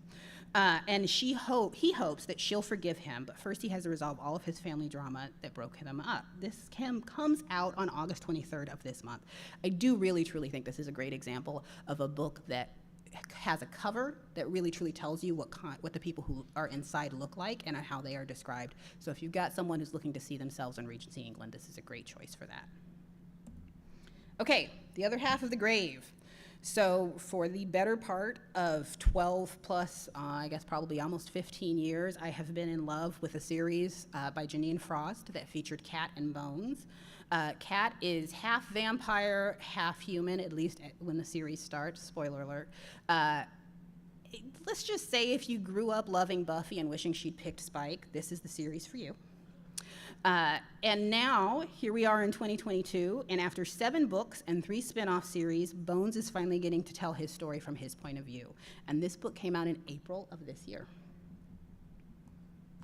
All right, let's get the notes caught up to where we are on the screen. Okay, so let's talk about plot themes. As we all know, Jane Austen never gets old. We all love Austen. So Austen retellings are continuing to be a theme, and they're particularly popular this year. Fairy tales often get downright Disney. You'll see what I mean. We'll get there. I want to talk about it. Ancient mythology meets modern day, very much in the same vein as what Polly was talking about when she was talking about Katie Roberts' book. I have to say the quarter-life crisis is a thing. A lot of women between the ages of 25 and 35 are discovering that they do everything about their life and start scratch, figure out what went wrong, and they happen to find love in the process of doing that. And we're going to talk about the adrenaline rom-com. This particular title that you see on the screen, Pride and Puppies. So when I heard about this title, my first thought was, this isn't really a retelling of Jane Austen, because the woman is obsessed with Darcy, but she decides Darcy's not really the kind of man she wants. And then I realized it is a retelling of Jane Austen. It's just the wrong sister. It's not Lizzie's story. So in this particular story, the main character lives in modern times, of course. She's obsessed with Darcy-like characters. She's obsessed with Jane Austen. In fact, her dog's name is Bingley. But Bingley starts to have some pet troubles, and she goes to her next-door neighbor and asks him for help. Well, the next-door neighbor turns out to be very Bingley-like in his own personality and is the perfect man for her. So this book comes out in November, and I'm kind of excited about it. I don't know about you guys. Okay, Kamala Knows Best. This is an Austen telling as well. This is a retelling of Emma, complete with dogs named Darcy and Lizzie, a Bollywood-loving hero, and a heroine who is both a fashionista and a CPA. Kamala and Rohan are related by marriage, and she used to have a teenage crush on him. He thinks she's a little shallow. After all, her dog is Instagram famous, and her job includes planning a puppy prom for the local animal shelter. But when her secret nemesis, who she has hated since high school, starts getting a little too close to Rohan, she realizes he was always the guy for her. And of course, as we all know, if he's Paul Rudd from Clueless, he's in love with her too. The release date on this was March of 2022. It takes place in Toronto in a wealthy Indian community, and Indian-Canadian community. All right, let's talk about Disney. And I'm doing it on camera, so I hope that I don't overstep anything. Fairy tales are really popular. Katie Robert wrote a fairy tale series, and it's wonderful. And I don't think she crosses any lines because it kind of falls into the realm of parody, while at the same time knows deep down that all of us were disappointed when we watched the original animated Beauty and the Beast, and then came the prince. You're all looking at me with blank faces. Nobody else preferred the Beast to the prince. Thank you, I knew it. Okay, so this is book 4 in the Wicked Villain series. When Isabel's father dies, his top lieutenants walk away, and that endangers their family territory, so she has to do anything she can, and I mean anything, to get them back. That includes getting involved again with the 2 men who previously left her because she could not choose between them. Those 2 men are a man named Beast and a man named Gaton. That is not a typo, ladies. And maybe potentially gentlemen who are out there in Stream World. Gaton does not have an S in his name. He's a totally different guy. Totally different guy. This is a male-male, female romance, so they do get their happily ever after. And it's a great reminder that when we talk about a central love story being the plot of every romance novel, it does not necessarily have to be a central love story between just 2 people. I cheated a little. This series dates from 2019 to 2020, but I will tell you that you can still find people talking about the series on TikTok. And it includes characters named Jasmine, Meg, the Queen of Hearts, and Captain Hook. Okay, Amy's looking at her phone. Am I good on time? Okay, perfect. Oh, all right, let's talk about ancient mythology meeting modern day. So the Scarlet St Claire series is so far a 4-book series. The HEA comes throughout the entire series. This is not one of those series where you'll get an HEA necessarily in the first book. After moving to New Athens, Persephone intends to disguise herself as a mortal journalist. Unfortunately, Hades is also on the mortal realm, disguising himself as the owner of a gambling empire. So by contract, as we all know, Persephone needs to create life in the underworld or lose her freedom. Close quarters, again, the 2 of them are just thrown in together, and her life just might change forever. So once again, you will notice when we talk about romantasy that we often find an ongoing saga with a larger story that spans more than 1 book, but you will eventually get your HEA because it is still romance. Book 1 in the series was released in 2019, and book 4 is expected in early 2023. And I thought it was interesting, since we talked about covers earlier, that this is also a trend that seems particular to romantasy, where the cover art is just a pattern, and it's a fairly consistent pattern over the books. And before I forget to mention it, I thought it was interesting that the Beast is really just an object, and that is similar to every other book in that fairy tale series. Okay, thank you. Next. So this was one of my favorite books of the year. It's by Andy J. Christopher. Once again, welcome to the quarter life crisis. So Alex has never believed in marriage. In fact, she's a divorce attorney. And she's at home one night watching Say Yes to the Dress because it is all about the dress. And she sees someone who looks remarkably like her squealing with happiness buying a dress to marry her ex-boyfriend. And she sends her down this research rabbit hole, and she suddenly realizes that everyone she's ever dated married the next girl he dated after her. So she's doing something to make this happen, and she has to know what it is. So she decides she's going to go contact everyone she's ever dated and ask him why he married the next person after her, which might not be a great idea.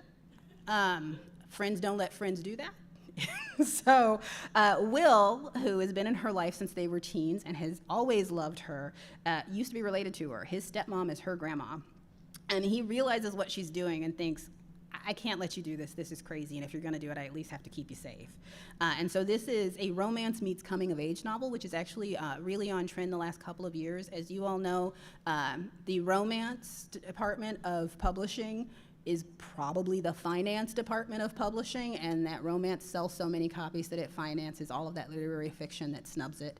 And that said, I feel like publishers are slapping romance on anything that's got a romance in it. This is a romance novel. There is a central love story, but you will find, as you look at books that are labeled romance and have a bisac of romance on the back of them, that a lot of them are coming-of-age stories with a romance at the end. And maybe the last 50 pages of a 300-page book is really about the romance. And be aware that that's happening, so be a little judicious about what kinds of books you recommend to your romance readers, and make sure when you talk to them that that's something that they're comfortable with. But this book, absolutely a romance, absolutely wonderful, came out in June of this year. I loved it. Okay, so let's talk about the adrenaline rom-com. Has anybody seen The Lost City? Yes? Show of hands. Well, Channing Tatum was in it. Obviously, we've all seen The Lost City. This is very much in that same vein. Sure, it doesn't take place in the jungle, but just like we all loved Romancing the Stone, if you can combine all of the rom-com with some adrenaline and then throw in somebody hot, it's gold, people. It's gold.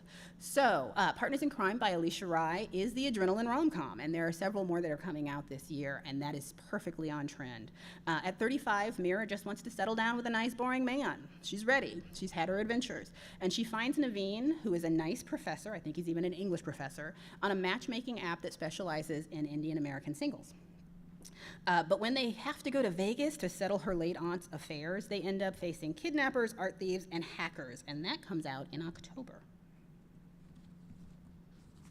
Okay, so, no questions so far? I'm not talking too fast. It's a thing I do. All right, we're good. Okay, so some main character archetypes that are popular in this year. STEM girls and guys are getting their HEA, and when I talk about STEM, does everybody know what I'm talking about? I'm getting nods. We don't have to go through it. Okay, and some connections to classic characters. So we're not talking about retellings, but maybe some classic characters are connected to the plot. There is a Duke for every damsel. Brooding Fae are not Tinkerbell Fae. You are going to see a lot of very hot, often angry, cinnamon roll Fae. Monsters need love too. There's a lot of monster romance, and if you thought I'd already talked about monster romance, no, friends.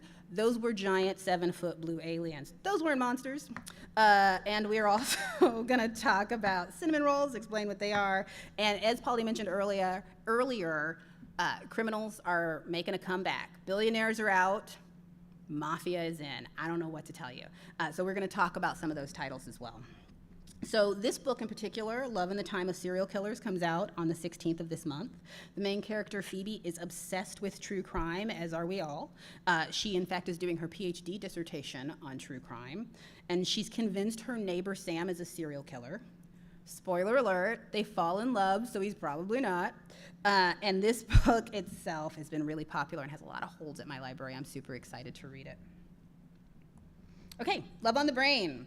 So Ali Hazelwood is everywhere, and I do mean everywhere, and the holds list for her previous book, The Love Hypothesis, it still lives on to this day, no matter how many copies I buy. I cannot fill all the holds. She writes about women working in STEM for almost all of her main characters, or at least all of the main characters I'm currently familiar with. She has 3 novellas in addition to this full-length novel and the full-length novel, The Love Hypothesis, and she has pre-released those novellas on audiobook to wet everyone's whistle, and the books are coming out in print, or the novellas are coming out in print over time. NASA offers Bea the lead on a neuroengineering project, and she's over the moon. Thank you. You guys got it.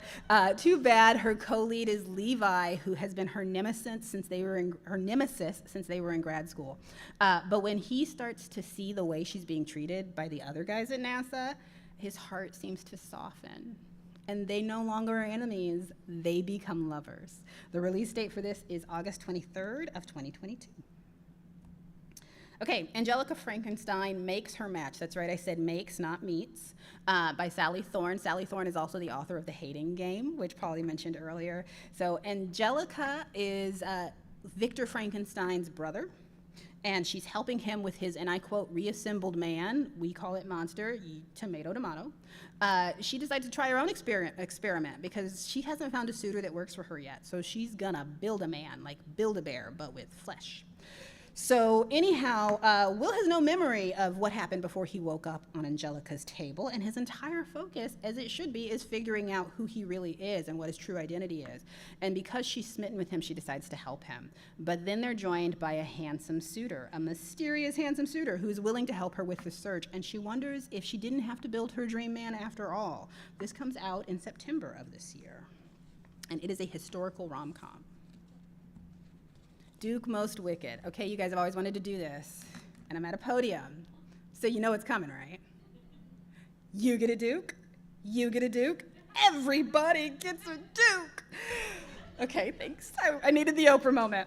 All right, so this is book 3 of the Wallflowers and Rogues series by Lenora Bell, who is actually one of my favorite authors. Brandon, and I did spell that correctly, I double-checked 3 times, is the Duke of Westbury, and he must marry for money. But Viola has no money. She's not an heiress. In fact, she's the music teacher for his younger sisters, and she knows that she can never get involved with the Duke. So she agrees, because the Duke is ornery and wants to be in control of everything, to chaperone his sisters' multiple first season. Because he thinks he can just pick a husband for them, and she wants to at least give them a season to try and find a match for themselves. So the two of them get to know each other over the course of the season, and it turns out they might be the people who need a chaperone. Things get a little hot. The release date for this is September of 2022, and because I have the podium and no one has stopped me yet, I'd also like to mention the 2016 Lenora Bell book, How the Duke Was Won, which is one of my favorite novels of all time, and it is loosely based on Charlie and the Chocolate Factory, you guys. Legit. It is a historical Regency romance, but there are 4 ladies who have 3 days to gather at the same house and win one Duke. It's wonderful. You'll love it. So will your patrons. Okay, so let's talk about Sarah J Maas. There's also a cult for her. I don't know what to tell you. I put it off, and everyone told me to read The Court of Thorns and Roses or the ACOTAR series, and I just kept saying, I'm good. And then I read them all in 3 weeks, reread them in another week and a half, and then went on Etsy and once again bought the sweatshirt. So these fae are a little different. They are definitely not Tinkerbell. This is actually book 4, if you don't count the novella, I guess book 5 if you count the novella, of the Court and Thorns and Roses series. Nesta is the main character, and she is the sister of the protagonist for the previous books. Nesta's haunted by her past. She spends her day drinking, and she's ignoring her family. Basically, she's decided she's going to be self-destructive because she's been through some trauma. And essentially, her family sees how self-destructive she's being, decides they've got to fix the problem. Cassian, who is he's fae, he's immortal, he's been around forever, he's a very fine warrior, both because he's a really good warrior and because he's a very fine warrior. And he can't stay away from Nesta. Eventually, the two obviously fall in love. Sorry, spoiler alert for anybody who hasn't read ACOTAR yet. I was late to the game, so you're really late. Sorry. Her sisters decide that the self-destructive behavior requires tough love and send her to a castle to essentially hide away, not get into any trouble, and prepare herself to be productive. And of course, because Nesta is who she is and she is prickly, she gets there and decides to turn her punishment into boot camp with the hottest warrior in the entire history of their Fae Kingdom. This came out originally in February of 2021, and I'm cheating and putting it on here because the paperback comes out next month. The Kraken Sacrifice. You guys, monsters need love too. So this is book 2 of the Deal with a Demon series by Katie Robert. When it seemed like life couldn't get any worse, she made a deal with a demon. Catalina is the main character. She's given the demon 7 years. That's it. But she doesn't anticipate that she's going to be auctioned off to a kraken. The kraken's name is Thane. They found each other, and now that they've found love in a hopeless place, will their 7 years be long enough before they have to return to the real world? Or she has returned to the real world. This comes out in October of this year. Okay, cinnamon rolls. Yum. Tessa Bailey is another powerhouse that you should be aware of. Tessa Bailey is someone whose books I also cannot keep on the shelf. And anytime something new comes out, especially if it's a shorter novella or is not available in print, I hear about it from patrons. This book came out in June of this year, My Killer Vacation. This is interesting. And the reason I say that is because there are 3 or 4 different genres depending on where you get your information. But Tessa Bailey's following is absolutely a romance novel following, or a romance reader following. So the main character is a brash, tough bounty hunter with a gooey, soft center who falls for an elementary school teacher. So it's Grumpy Sunshine. As in, he's grumpy, she's Sunshine. Taylor, the Sunshine elementary school teacher, has saved up to go on a relaxing vacation with her brother, but they get to the house they rented and there's a corpse, which is why some people are calling this a mystery. But Miles doesn't have time to babysit an amateur sleuth. He can't stop thinking about the brave and beautiful teacher that needs his protection. So this is listed on one of my vendor websites as romantic action and adventure, but it's listed on another website as a rom-com, and everyone who reviews it says it's spicy, as are most of Tessa Bailey's books. So I do think this is going to continue to be popular. She is absolutely popular, and once again, this came out in June of this year.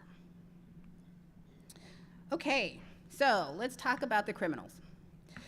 Megan March is a great example of a book that spans more than one or a story that spans more than one book. Creole Kingpin and Madame Temptress are part of the Magnolia Duet, which is a spin-off of the Mount trilogy. Magnolia herself, who is the main character, is part of the New Orleans criminal underbelly, and after years of hard work, she's the most famous madam in New Orleans, breaking glass ceilings. Moses has been hiding for 15 years, but now he's back, and only for one reason. It's Magnolia.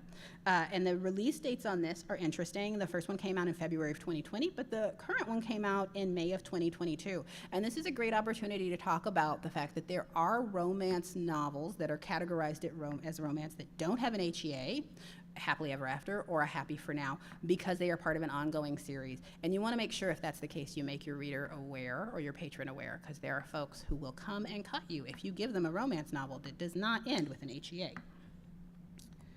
Okay, so everybody still with me? Because I've been talking for a long time. Okay. All right, so we all deserve an HEA, and I want to take a minute to talk about the fact that race, gender, sexuality, religion, and size or disability should not be considered trends. But I'm talking about them today as we talk about trends in romance fiction, because we are seeing an increasing number of books that reflect the wide breadth of readers that read romance. That said, not nearly enough, but here are some titles to keep in mind. The Accidental Pinup by Danielle Jackson. So once again, characters of all sizes deserve an HEA. Cassie is a successful photographer. She has a business as a boudoir photographer, and she's now going to be the new art director of her best friend's line of lingerie. Dana is a plus-size model. Dana is her best friend. Reed is the photographer that Dana's investors chose because they want to play it safe to shoot photos for the clothing line. But when Dana has to go on bed rest, Cassie agrees to become Reed's model and ensure that the campaign isn't ruined by the marketing team, who may not know how to handle all of the women that those particular pieces of lingerie were designed for. So Reed and Cassie fall in love despite their professional animosity, and it turns out he can handle all of the women that lingerie was designed for. This was released in July of 2022, so this year, and it is a debut novel. And before I forget, let's go back to Husband Material, because I did not mention the plot of Husband Material. Husband Material is the sequel to Boyfriend Material, which was wildly popular. There we go. And Luke and Oliver in Boyfriend Material had a fake relationship that turned real. That happens a lot when you fake a relationship in romance land. And now the pressure is on for them to marry. Oliver rehabbed Luke's reputation, but can that continue through marriage? This came out actually August 2nd, so last week. Okay. Flirting with 50, characters of all ages deserve an HEA. So this is book 1 of the Modern Love series. Paige is finally comfortable in her skin. She's 8 years post-divorce. Her daughters are grown, and she's reached her career goals. In fact, she's a professor.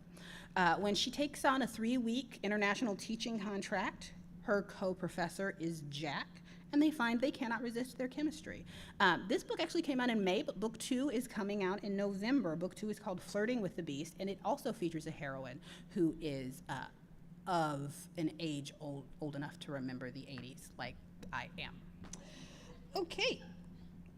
The Rivals of Casper Road. Okay, so this is absolutely what I would call a cozy romance.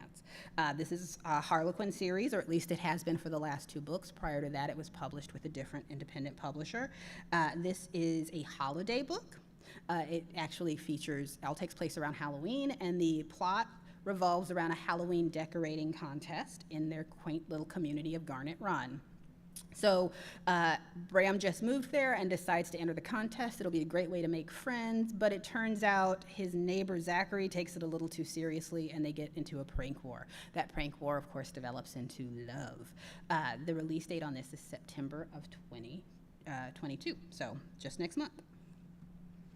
By the way, the whole series for the previous book, the whole series for the Garnet Run series is male-male. They're all male-male romances. Okay, Bet on It by Jody Slaughter. Managing mental health should not stop an HEA. So the 2 people featured in this both have anxiety. They both have panic attacks. Walker is in town to help his ailing grandma, but he's definitely attracted to his grandma's bingo buddy, Asia. And I hope I'm pronouncing that correctly, because once again, despite the fact that phonics worked for me, I've only read it. I haven't heard it on audio. Soon they agree to a bingo-based sex pact. Say that 5 times fast. And they think that's going to be the best way to enjoy each other's company without getting emotionally invested. Close proximity, guys. If you enter into a pact to just sleep together, you're going to fall in love. So they are wrong. They fall in love. The release date for this was July of 2022. There's a little overlap here, so it might be a little hard to read. This is a Caribbean Heiress in Paris by Adriana Herrera. This provides a great example of diverse perspectives of historical romance. This is book 1 of the Las Leonas series. I hope I am pronouncing that correctly. If I'm not and someone knows better, please tell me. We know better, we do better. Quiet? All right, I'll just roll on. Alana has 2 big problems. Her trust fund won't be released until she marries, and she can't sell her family's rum because neither the buyers or shippers will take a woman of color seriously. They won't work with her. So she sets sail for Paris with 300 casks of rum and her 2 best friends. There she meets a man who can help, and he's Scottish because all the best heroes are. Evan, the Earl of Darnwick, just wants to ignore his father, who is kind of shady, and build his whiskey business, but of course he needs money to do that, and they soon realize that a marriage of convenience could solve both problems. So this is once again a marriage of convenience romance, and as we all know, first comes marriage, then comes love. This was released in May of this year. And this is my last book, you guys, so you won't have to sit for that much longer, I promise. Before I Let Go by Kennedy Ryan. Kennedy Ryan is also a powerhouse that Polly mentioned earlier, who writes a ton of romance and is always popular. This is book 1 of the Skyland series. Her ex-man is her next man. Once again, this is a second chance romance. Her ex-husband and she have a great relationship, but they're still partners in both co-parenting and in business, but no matter what they do, they're drawn to one another. So the question becomes, can a passionate fling lead them back to forever? Just because your ex-husband is hot doesn't mean he doesn't leave wet towels on the floor. So the release date for this is November of 2022. So thank you guys so much, and happy reading. This is my Twitter handle. Be forewarned, I'm a lurker, not a poster, but I'm going to be attending this afternoon's class on social media and using social media to promote books, so hopefully I'll do better. And this is also my LinkedIn if you have any additional questions about who I am, and you can also message me via LinkedIn. Thanks, guys.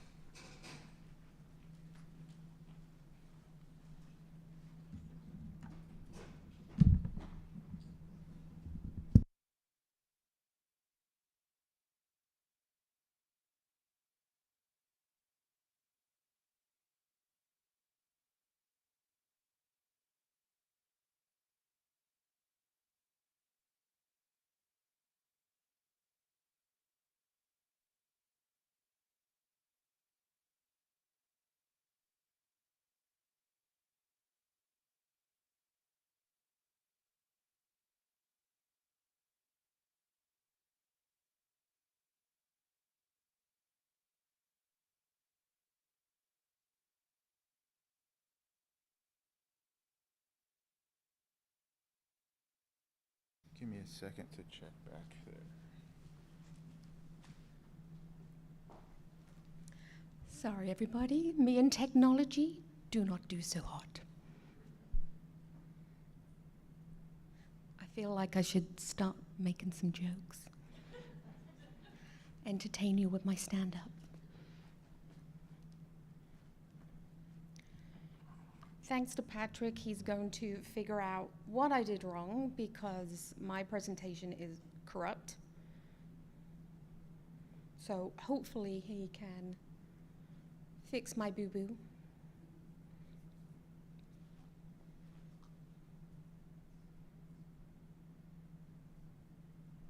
That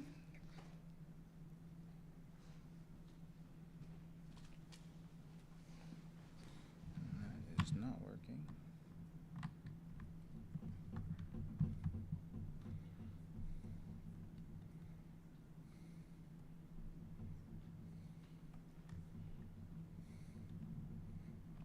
It should be.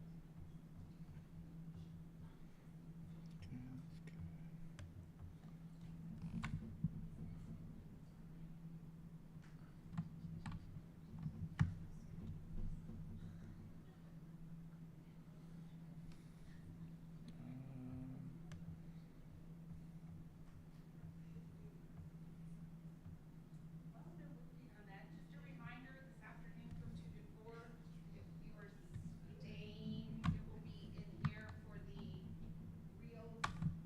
What is it called, Polly? The reels and the TikTok. Yep, TikTok tree.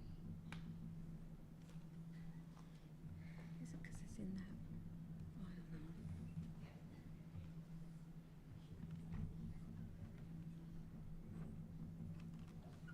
don't know.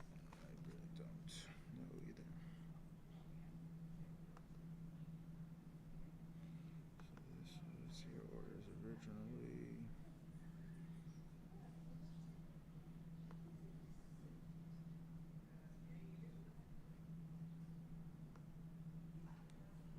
No. I just don't know if it's a different, do we have a different version of PowerPoint or something? What about if I upload it to Teams, not Teams, up to my cloud? Our teams, like, let's try to send it to.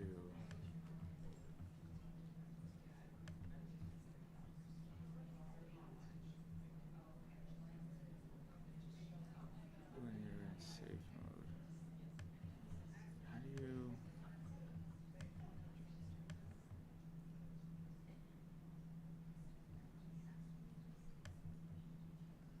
Oh. So your computer is in safe mode. But why?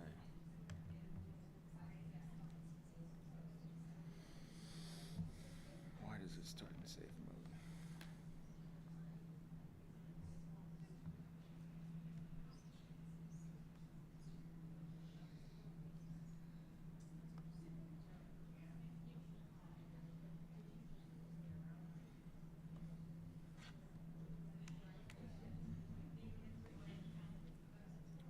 Have you been having any other kind of issues? No, with everything it? was fine this morning. Yeah, no problem at all.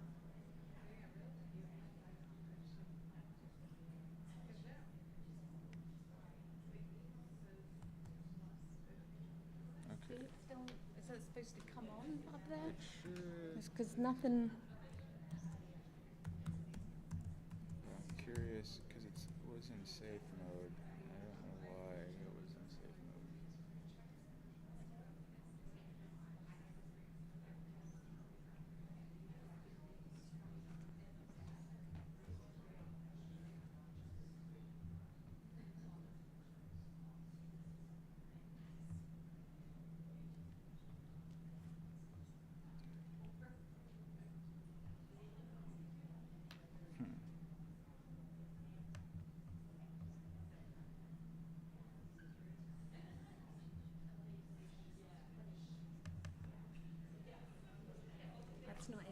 Oh, yes, it is.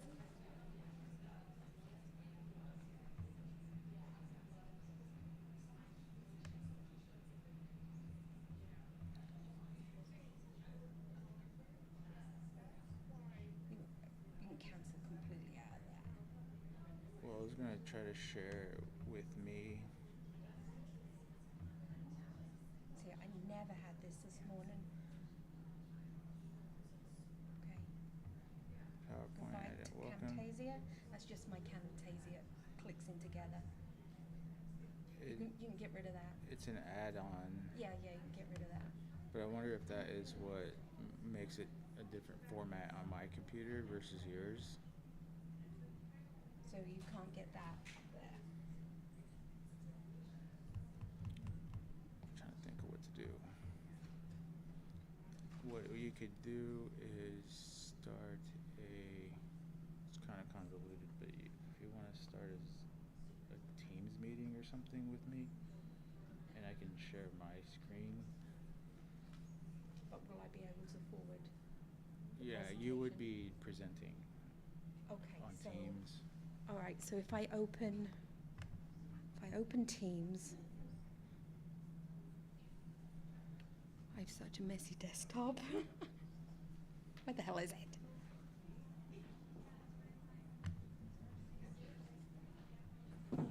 So if I go this way, go to Teams.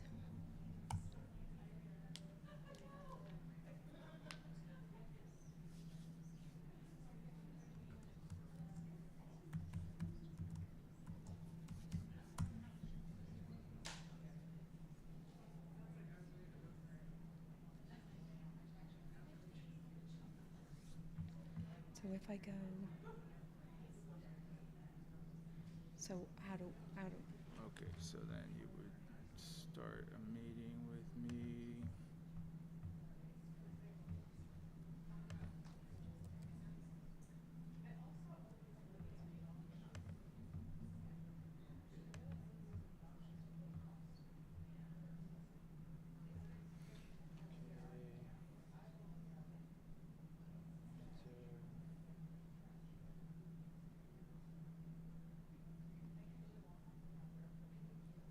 Then you would screen share your presentation.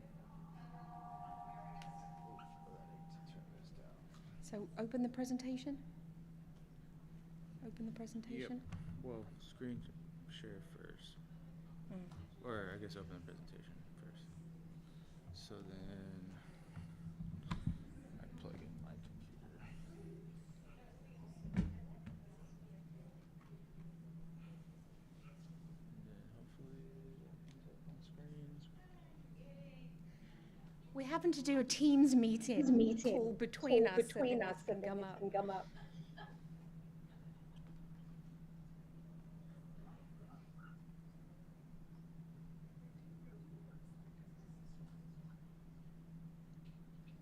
I don't know how to make this just the full screen now. Oh. That's just good. Okay. Presentation. Yeah. I would have wing it, but I don't think they would get bored of my face for the next 20 minutes. Okay. And I can forward this or not.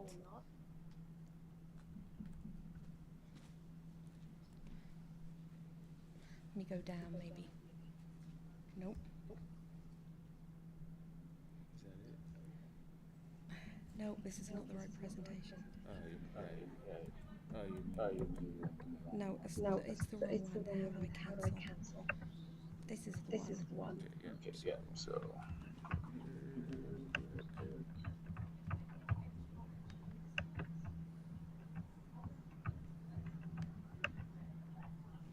Can I shut these all down so then?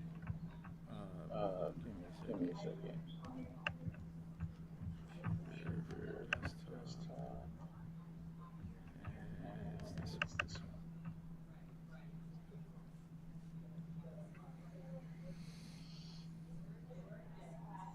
Okay. 15 slides. Repetition.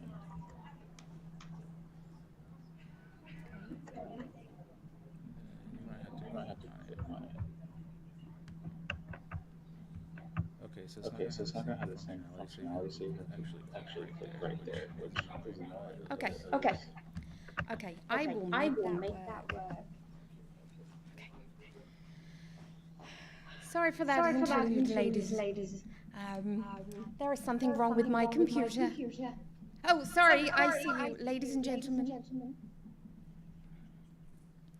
All right, let me put myself on pause so we don't hear double. All right, we're gonna. Okay. Let's see if that's better. Okay. I'm not reverberating from my computer now. Well, good morning, everyone. My name is Lisa. I work here for Mid-Continent Public Library. I'm a reader services provider, and today I'm going to be talking to you about romance in your book group. This is one of my favorite subjects to talk about. As you can tell, I like to chat. So this is up my street, and I'm just very excited to share with you. I want to tell you straight away that I am not saying that romance books are not talked about in book groups. Discussions don't happen. I'm not saying that at all. But when we look at the big picture in comparison to those most sought after genres, your literary fiction, historical, your romance is way down here. And we as library workers, librarians, it's really important that we give a wide range of materials to our customers, a wide scope. Because of the diverse customers that come through the doors, we got to think of everybody. So it's really important that we think of those scales, as in we give the customers what they want, we give the customers an experience, and keep going like this. So the reason why I put a whole presentation together, it's actually about 50 slides, but for this I had to cut it down, so it's about 15 slides now. But if you'd like the full presentation, I am quite happy to send that to you. And all you need to do is email me at lpalmer@mymcpl.org, and I will send it to you. And all in the notes at the bottom is all the research, all the URLs of who I spoke to and where I went. So if you'd like that, I'm quite happy to send it to you. So how this started off was prior to COVID, we were doing an audit on our book group collection here at MCPL. If you didn't know, we have a collection of just over 1,000 kits of books that are specific for book group discussions, and we look after our in-house book groups, community book groups, and if you are Marla and you use our collection, we send them out to you as well. So we were doing an audit because we wanted to investigate our DEI. And as I was searching through the information, the one thing that popped up to me was, hang on a minute, I got romance books in here and they are hardly touched. There's no return on investment here. I've got to investigate this more because I want to make sure that my customers get an experience. I need to do better with the dialogue. So, as you can see, got to do some work on this, and down the rabbit hole I went. I'm like a bear with a sore head. I start poking up there, and I want to know. So I started investigating what was going on, and it was incredible that we've got such a wonderful community in the romance industry, yet we've got these misconceptions about romance. And this needs to change. And so I pulled up, there was data on romance use, there was conversations going on with other libraries, there was newspaper clippings, and I was like, I'm going to help change this dialogue. Oh, I got to press here. So that is what we're going to do today. And to do this, we need to deconstruct, to build a strong foundation to work upon. And the best way to do this is we're going to split it into 3 sections. So we split it into business, product, and client. Now hang on, I know you're looking at this going, well, this is business, book groups isn't a business. But if you think of a library and you think of the book group within the library, it is its own form of business because it's an ongoing program. So it is a really good mindset to get into because we have our product, we have our clients, and we've got to keep ahead of what our customers are looking for to make our program viable. So what does that translate to? Your business is your book group, your product is your book, and your reader is your client. And in the early 90s, I had the pleasure to work with two wonderful producers down in London who were two of the biggest names in theatre, in entertainment, who were able to put together amazing programs, successful programs. And I worked with them for about 6 months, and I learned so much in the way to engage with audience to be successful. Now, I have changed the dialogue, but this is what he would have said to me if we were talking in book group speak. And that is, never define your book group. What you expect isn't always what it should be. Book group's very organic. We got to listen to our customers and what we're expecting. You may be going down another route. And a created program is never a finished product. It's a constant work in progress. A successful book group never settles. You must strive to make sure your customers' needs are met now and in the future. And that's exactly what I got into. So before we get started into this, I'm going to ask a question about the reader and the book group. Why do readers come to a book group? And I am not moving on until somebody gives me an answer. Just one person. Why do people come to a book group? Yes. Yeah, absolutely. Absolutely, to get out of the house. They want to come for community. They want to meet people. It is a big industry. It is a popular industry.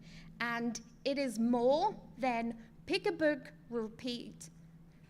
Pick a book, read, repeat.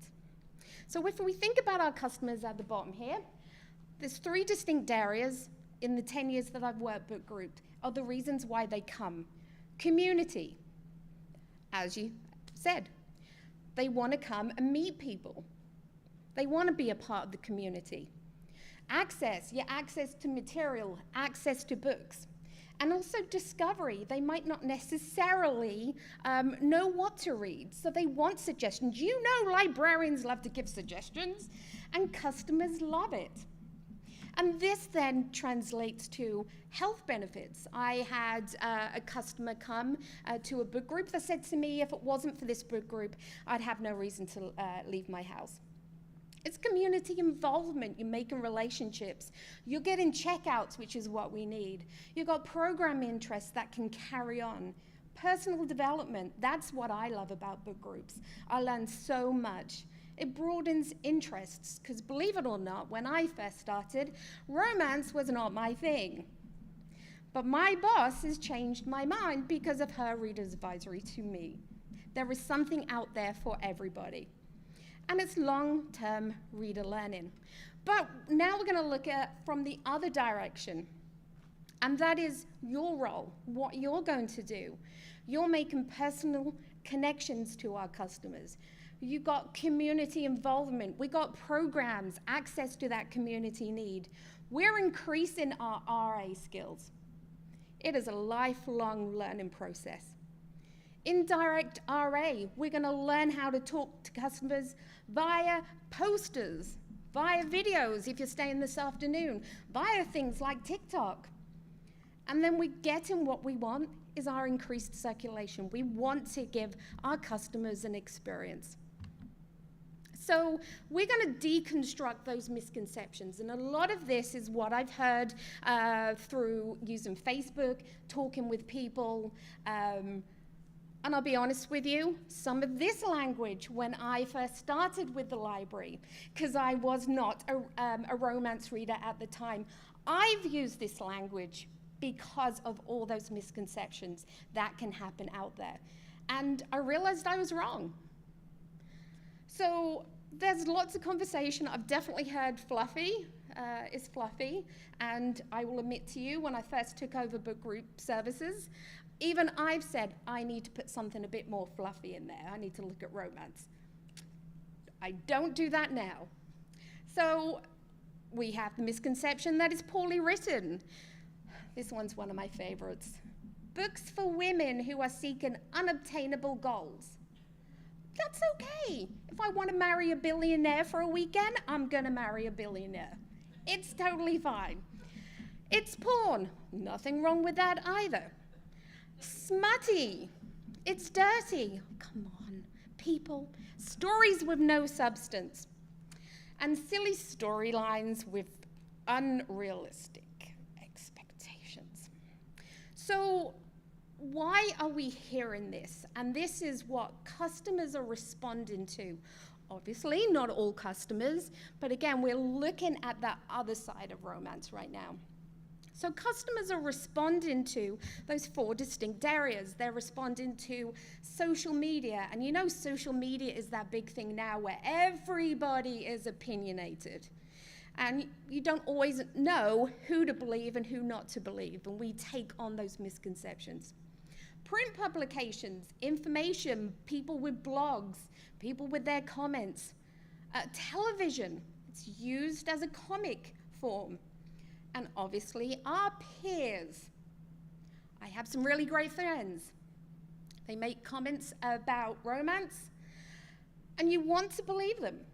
But now I work in the library, and I make my own judgment, and I can come back at them with another comment. And what I like isn't necessarily what you're gonna like, and that's okay. That's how the conversation keeps going. So let me just give you a few examples out there, and these are the things that you're going to see, and that's what our customers are seeing. I read a tweet that says, "Hey readers and writers of romance, how do you feel about romance novels with heavier topics being marketed, cover and taglines, etc., as rom-coms?"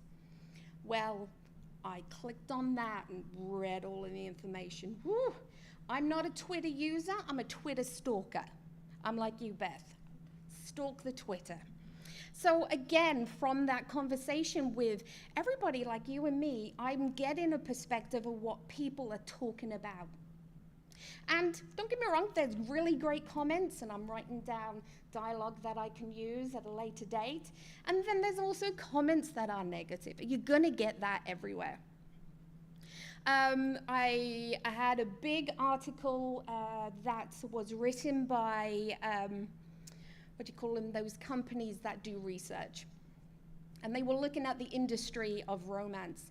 And they actually put a comment in here that Christina Lauren said, which is, book clubs would invite us to come and talk about our novels and then ask if we had unnatural obsessions with sex.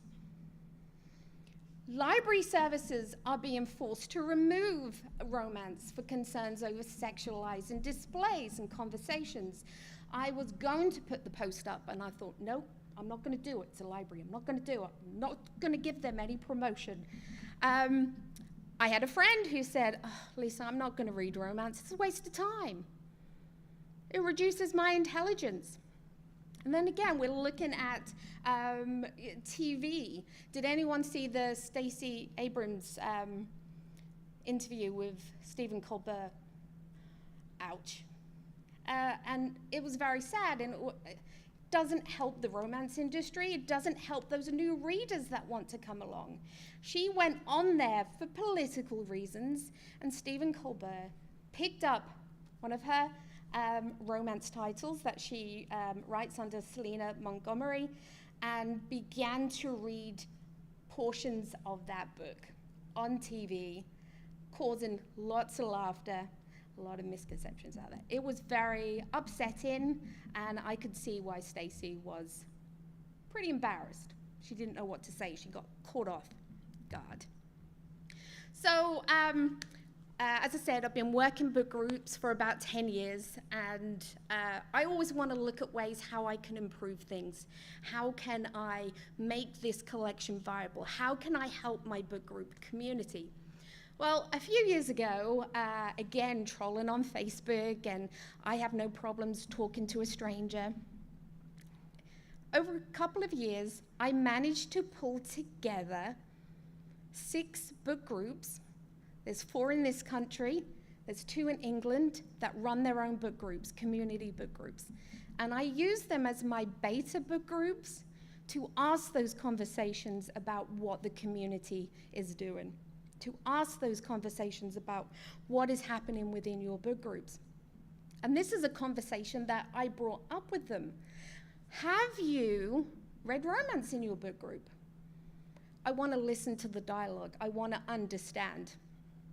And one of my groups in England, it is made up of 70 and 80-year-old men and women. There is 8 of them, and they've been going on for 17 years. So these lovely chaps and ladies, they have no problem telling me how it is. So I asked them, do you read romance in your book groups? Glory says to me, my group refuses to read romance. They're not fans of romance, it has no substance. We tried, so-and-so made fun of it, and the others didn't really say much. It was the worst conversation ever. Not my thing. So-and-so said it wasn't worth it. Lisa, 2 people meet, fall in love, the end, whoopee.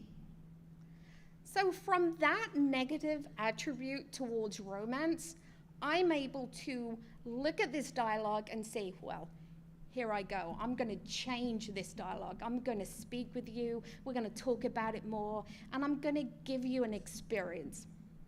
So from this, I see 2 people meet, fall in love, the end, whoopee. Okay, Glory, yes, that's true. But it's how you get there that's the experience. I talked to her about diversity. I talked to her about the types of readers. I talked to her about the types of storylines. Oh, I didn't realize. That's important for us. We've got to listen to our customers, hear that dialogue, so we can carry on a conversation in a positive way. We tried, so-and-so made fun of it, and the others didn't really say much. Well, when you're getting a group of people together, they are so different within a library setting. There is going to be some people that may not feel comfortable admitting that they read romance or admitting that they liked 50 Shades of Grey. That's okay, but we have to listen to that language and find out. Listen to the body language, look at the body language, listen to the conversation and be able to evaluate it. Worst conversation ever. What did happen to me? I go, I need to help them with information. I need to help them with discussion questions. I need to help them develop a program for trying romance. So I got them to try romance reads. So to my beta group, I said to them, did you know romance can be found in every genre? And there is a dear old man in that group called Archie, who is the most opinionated man I have ever met in my entire life. And I said, Archie, you're gonna try romance, and you're lucky I didn't start you on Ice Planet Barbarians. Can you see a theme that with us today? And then his best friend, Arthur, your marriage, sure you get a happily ever after, or a happily ever after for right now, but how you get there is a whole story waiting to be discovered.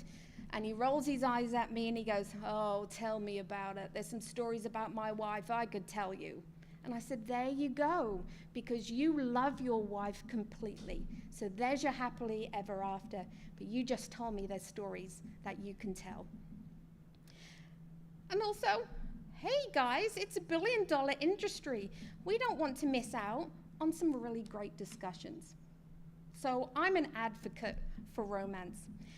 And Arthur said to me, well, it's all for women, for women. And I went, sure, there's primarily women read romance, but did you know men write romance? Harold Larry, under the name of Lee Greenwood.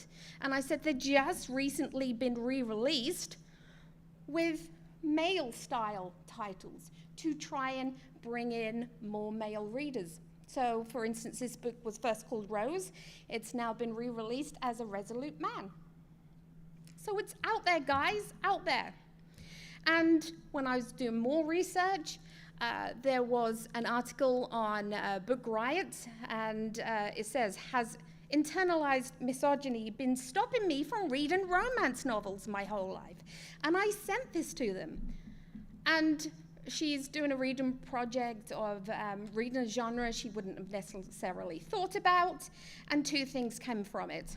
I actually like romance, quite a major discovery for a lifelong voracious reader. 2, romance is an incredible diverse genre with many subgenres, different writing styles, and countless authors. To the second point, some of you are probably saying, well, duh, that's us. But for me, this is a big eye-opener, and this lady is a librarian. It's the result of having my negative, let me highlight it, preconceptions about romance both confirmed and challenged. I've come to realize, like any literary outsider, I had made big sweeping judgments that flatten out the complexity of a very complicated, fascinating genre. And this was by Stacy Stepanek, I think, for Book Riot. So as you can see, I went down the rabbit hole. I was enjoying every part of this. So I've got a whole list of romance books that I want to buy for our collection, but I'm going to buy as I go along with increasing the dialogue, being able to put packages together with the conversation starters to really, really make sure that we spring romance fast forward. So this is what we have at MCPL. We have our own logo, we have our own style. So when customers come into the library, they can see this is book groups. So when they come in again, they're going to look and they can see it straight away. So very simple. It's a hardback life book group. Tuesday, October the 1st, we're going to read Real Men Knits. Love the book. Fantastical, cozy. But what can we do a little bit better? Again, using conversation, using dialogue to entice our customers. So I don't need this, it's a hardback life book group. It already says it's a book group. So I got rid of that and said, hey, question, you know book groups, it's all about questions. Getting a conversation started. So I wrote at the top here, did you know the romance genre is $1 billion industry? What? This is what we're looking for. We're pulling in with threads of curiosity. So again, the same information, and then just a little snippet at the bottom of what to expect. So the book commercial, we want to pull them in. Carrying on from that, I wanted to help my book group over in England. I visit with them probably every other month online, obviously not to England, even though I would love to. And one of the books that I suggested to them to get started with, which was Lean on Me by Pat Simmons. So I sent them the Goodreads page. I said, you're going to try this for us. And, well, what about the questions? What about the questions? I don't know what to talk about with romance. Don't you worry, I'll get you the questions. They picked the book up and they called me and they said, Lisa, there's questions in the back. Yes, pick up those romance books. Our romance authors want to talk to you. Our romance authors are giving you the information. Talk to them. So they had questions such as, what did you think about Marcus's relationship with Victor and Latrice? Would you ever become involved with their problems? Look, really meaty conversations. So the conversation of it's being fluffy is completely wrong. There's meaty subjects to talk about along with the romance. We all want to have happily ever after. Again, we look at conversation pieces. So I saw this one from Tessa Bailey, the writer, talking about this book specifically for book groups. And she says this is the first book in the Dares Meet, Girl Meets Duke series, and I think it's a ton of fun. The Duke of Ashbury, a delightful brooding hero just returned from war, needs an heir. So he needs a wife, Emma Gladstone, A seamstress just so happens to be in the vicinity wearing a wedding dress. When he makes this decision, they each devise rules to keep this a classic marriage of convenience. But thanks to some teasing, witty conversation, and a growing attraction, they are soon in danger of turning their marriage into the real thing. This book is both funny and hot. Ash and Emma have a great rapport. Did I mention the teasing? And Dara's good at making it clear why they fall for each other. So, for instance, if I was putting this into our book group collection, this is the snippets of information that I'm going to pull as well to entice our readers to look at this, because this is conversation. This is not publicity from a publisher. This is conversation between us, and that means a lot. And I want to just talk to you about Archie. So Archie was the curmudgeon who said, I'm not reading romance, no chance, I'm too old for it. He sent me these 3 books in an email, and he says, I'm going to start on these ones next. Told you so, Archie, told you so. It doesn't matter then you're in your 80s. But that's the thing about, the wonderful thing about book groups. And I also want to talk to the authors. I have to say, going on social media, going on Twitter, going on Instagram, going on Facebook, the romance industry is the best community between our readers and our authors. You guys are incredible at being supportive of your reader, to being on our level, to talk to us like we're friends. I've seen the difference. I've been on Facebook pages for authors that is just full of just promotion. But you guys, and I'm looking at you guys because Vanessa, I sit down on my Friday and I watch your Friday show because it's a relationship and you talk to me like we know each other. And that's the wonderful thing about you guys. Kathy, I love your Facebook. Why? Because you talk about books, but you also share pictures about your dog. Yes, you do. So that's relationship in comparison. So I want to say you're amazing at what you do. The romance industry is just incredible, and I've learned so much. And I wrote all the authors that are here today, and I'm telling you, real people who would love to have conversations with you. They're approachable, and they will make you and make me a lifelong reader because they're telling me that I matter. So thank you guys for the amazing work that you put in to writing incredible books. I really appreciate it. Thank you very much. Does anybody have any questions before I leave? I've been doing this for quite a long time. Well, like I said, this is just Cliff Notes. This is about 40, 50 pages long. Didn't really talk about books. I didn't need to. We've had incredible RA educators teach us about some wonderful books today. So that was the big portion that I took out. I wanted to concentrate more on the misconceptions and changing people's minds. And next time, when I speak to Archie, I will tell him to send me a picture. Learn how to use the internet properly, dude. Okay, I could keep going and going. So. Okay, we were going to give you a longer break, but since we had a little longer break while we had technical difficulties, we're going to take 5 minutes or so. We need to get our authors up here and or get a microphone for them. What are we going to do, Patrick? Just handhelds? Yes. Okay.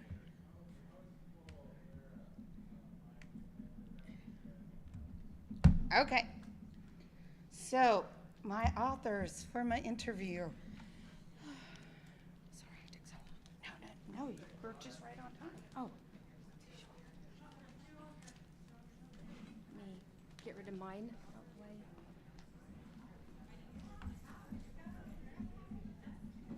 Kathy's got a really tall chair. What do you need? Sorry, I'm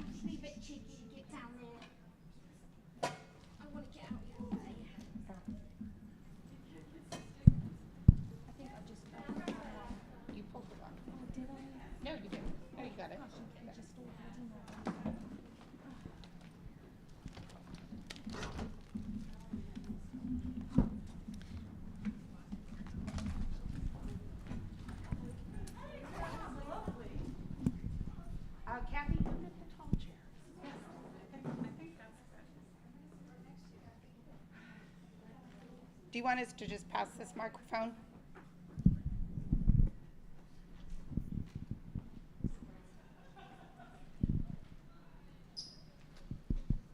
Okay, who wants to be the holder of the microphone first? I'll hold it for now. Dun, dun, dun, dun. Testing. It worked. We'll test. Hello, hello, hello. Yes. Yeah. Hi. That sounded adorable. Hello, hello. You try to. It's your first. So. Oh, you want, oh, hi. We don't have to share. How much time do I have? Still share, but not as much.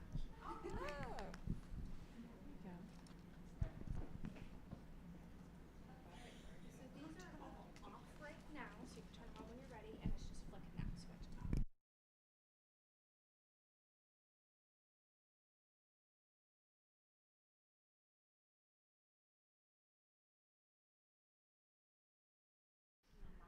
Not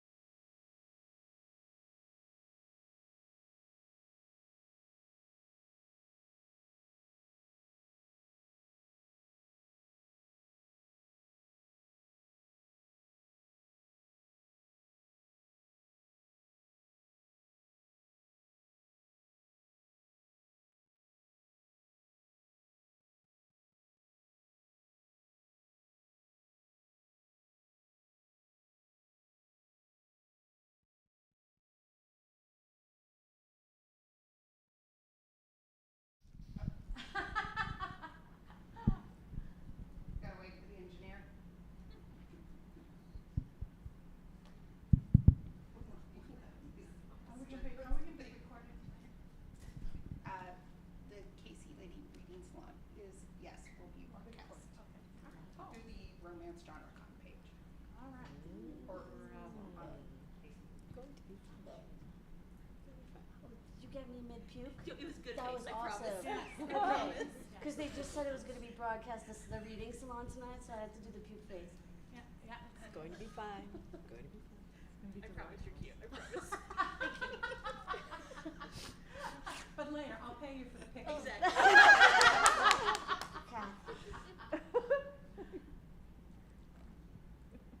sorry, Patrick. Can we just make sure all the microphones are turned on, please? Testing. Testing. Okay, we are going to start our panel with some of our authors that are here. Kathy Maxwell will be moderating, so she will be asking them the questions. We have a broad range of writers here that write everything from inspirational to LGBTQ to BIPOC characters. And so that is what we're looking for through the library. And we also have one of our indie authors that she writes, not in the traditionally published right now. So I'm going to hand this over to Kathy. Oh, great. Thank you. Thank you. And thank you. I want to thank this Mid-Continent Library for putting on this amazing program. And for sharing the information, sharing all the information, because there's a lot of things that Amy knows that if you can corner her, just pick her brain like crazy. Seriously. She just shot me a look that let me know that she wasn't wild about that idea, but she'll do it. She'll do it. I know she will. And I want to thank all of you for taking the time today to come out and to talk about this genre for these books that we love to read. All of us have come into this genre because perhaps at one time we weren't romance friendly, and then someone put a book in our hand that captured our imagination, and we were off to the races. And so I'm going to get a chance to share this with this wonderful panel. All these authors are people who I respect and admire. As we're going along, if you have a question, just raise your hand. If I don't pay attention, just yell at me so that we get your questions answered. And then, of course, afterwards for the rest of the day, we will all be open to questions. But let me go through and introduce everyone that's here. To my immediate left is Kat Sebastian, who believes that happy endings are for queer people too. And she does it with humor and honesty. And the latest book I think you have is the, oh my gosh, I can't read my own writing. The Perfect Crimes of Marion Hayes. The Perfect Crimes of Marion Hayes. So much fun. I love the cover of this book. If you haven't read Kat Sebastian, if you haven't read a book that features LGBTQ onward characters, queer characters, I encourage you to do so because they're great. They're great reads, and Kat does it very, very well. Sitting right next to her is, well, you know, they say they're touting you as our indie author, Elizabeth Essex. But actually, you started off in traditional publishing, so she has a good feeling for both sides of the coin for what's going on. She writes historical romance, and I think your latest book is She Walks in Scandal. Yes. Great, wonderful. Then we have, sitting next to her is Vanessa Riley. I think many of you have seen Vanessa Riley featured in many different formats. She's been writing historical romance for several years, and then she ventured out into writing straight historicals. And so she is known in historic fiction. Her latest book is Sister, Mother, Warrior, and also the wonderful Island Queen, which if you want an audiobook, please get that audiobook for your collection. It's wonderful. And then your latest historical romance is A Duke, the Lady, and a Baby. Actually, A Duke, the Spy, an Artist, and a Lie. The what? Go ahead. Get ahead. A Duke, the Spy, an Artist, and a Lie. That came out in March. You know, I need shorter titles. I need something like Rapture. And the latest book is Rapture. And I'm game. I'm right in there. And these titles have really put me through my paces today. That and my own sloppy handwriting. So this is wonderful. Sitting next to her is Amali Howard. Amali Howard's been writing historical romance and young adult fiction. I believe you started off in young adult fiction. And her latest book is Always Be My Duke. Duchess. I I didn't finish the ESS. I'm sorry. Always be my Duchess. This is good. See how we're friendly because they don't hesitate to correct me. This is all good. But also, I'm excited about a project she has coming where she is going to be writing for the middle grade market a book that features Caribbean ghost tales and legends. So that's got me very excited because I just love that. And then far down, all the way down, is Elizabeth Camden. And she writes inspirational romance, which there hasn't been a lot of talk about that, I think, today. And so you write for Bethany Books? Bethany House. Yeah, Bethany House, okay. And your latest book is Written on the Wind. And so she can kind of address some of those, what's going on with inspirational. And I think that's very important. This is important for all of you because you're curating collections for your community. So the more you know about this genre, which is huge, we go from one end where they barely even look at each other, and yet they're happily ever after, to another end where there is a flat surface, something's going to happen. And so we take it from there. The other thing I want to impress upon you today is just exactly who the people are who are writing romance. I have sitting next to me in Kat, I have an attorney. Next to her is a marine archaeologist. Do you know how specialized that is, Elizabeth? That's what she used to go down in the bottom of the Mediterranean and hopefully look for gold. That's what I'm hoping, all right? Vanessa Riley is an engineer. Amali Howard, besides being an expert in French, it's amazing, but she was also an executive for a Fortune 500 company. And then, of course, here we have Elizabeth, who is an academic librarian. Yes. Are you currently an academic librarian? I quit right before COVID. Oh. Yeah, I was an academic librarian for 27 years. Right. So this is a very accomplished group of people. So when you ask about, well, who's writing romance, we're coming from all walks of life. I am no longer surprised when someone said, well, I didn't like practicing medicine, so I thought I'd write a romance novel. And then the next person might be saying, well, I used to sell parts at an auto body shop, and I had a lot of good stories going through my head. So it's just, we're only limited by our imagination, and that's what happens there. Okay, so we've had, I don't know that you all have had a chance to listen to a lot of the things that have been being said, but I'm kind of curious for yourselves, what first brought you to romance? How did you come into the market, or did you all just come out of the womb saying, I can't wait to read a romance novel? Does someone want to take this? Sure, I can take it. I was actually pretty much like an anti-romance snob to begin with. Like, I hate to admit that because, But that's the person I was looking for, yeah, Kat. Okay, Yes. so like I really was like, I mean, like I will mock literary fiction with like the best of them, but that's kind of like what I used to always read. And then what happened was my kids were born, and two things happened. One is that like I became like I needed something that was just only entertaining, and two, I needed to read something where there was a guaranteed happy ending. Okay, like nothing was gonna happen to a baby, the dog was gonna live, there was gonna be everything was going to end as wonderfully as possible, because like I was a mess. You know what I mean? Like, and the last thing I needed was stress in what I was reading. And so what I would do, like, I was like mainlining romance novels when I had a toddler, and then I had twin babies. So I would have like one baby in my arm. I'd have a mass market paperback in the other arm. I'd be like jiggling, like the baby cart with the other, and then my toddler would just be like, like dumping things out of cabinets. And so so romance novels like totally kept me sane, like ish, like during that period. And then when I came out on the other side of it, with like suddenly I have like my kids are all hit preschool at the same time, right? And I'm like, I'm gonna like monetize my hobby, like the worst idea anyone ever has, right? And so I sat down and decided to write a book, and like it turns out I liked writing romance just as much as I liked reading it.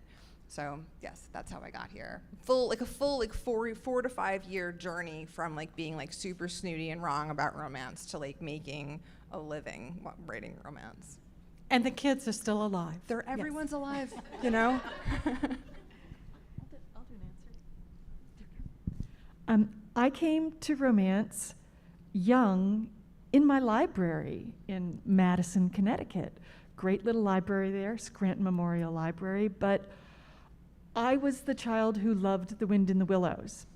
I was looking for those stalwart characters. Every romance hero I write is Mr. Ratty.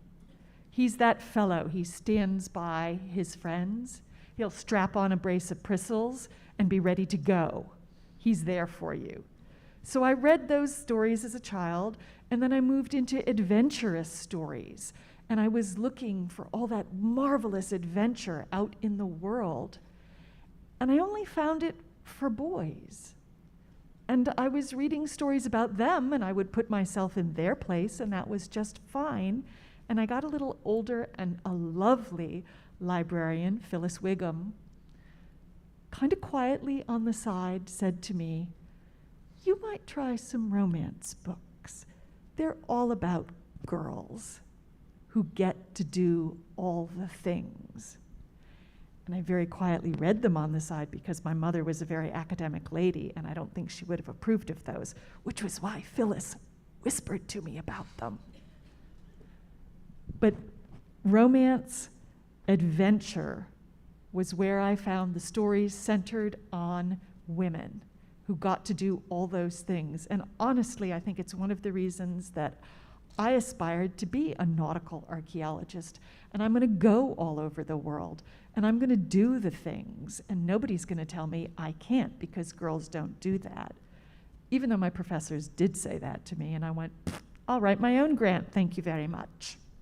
So I came to romance through my library, and it's, I think, vitally important to quietly say to those readers, I might have something that you're looking for. And they may not know that they're going to find it in romance. But romance covers such a wide gamut that there's probably something for everyone. I came to romance because as a teen, my life was going the way I didn't think it should.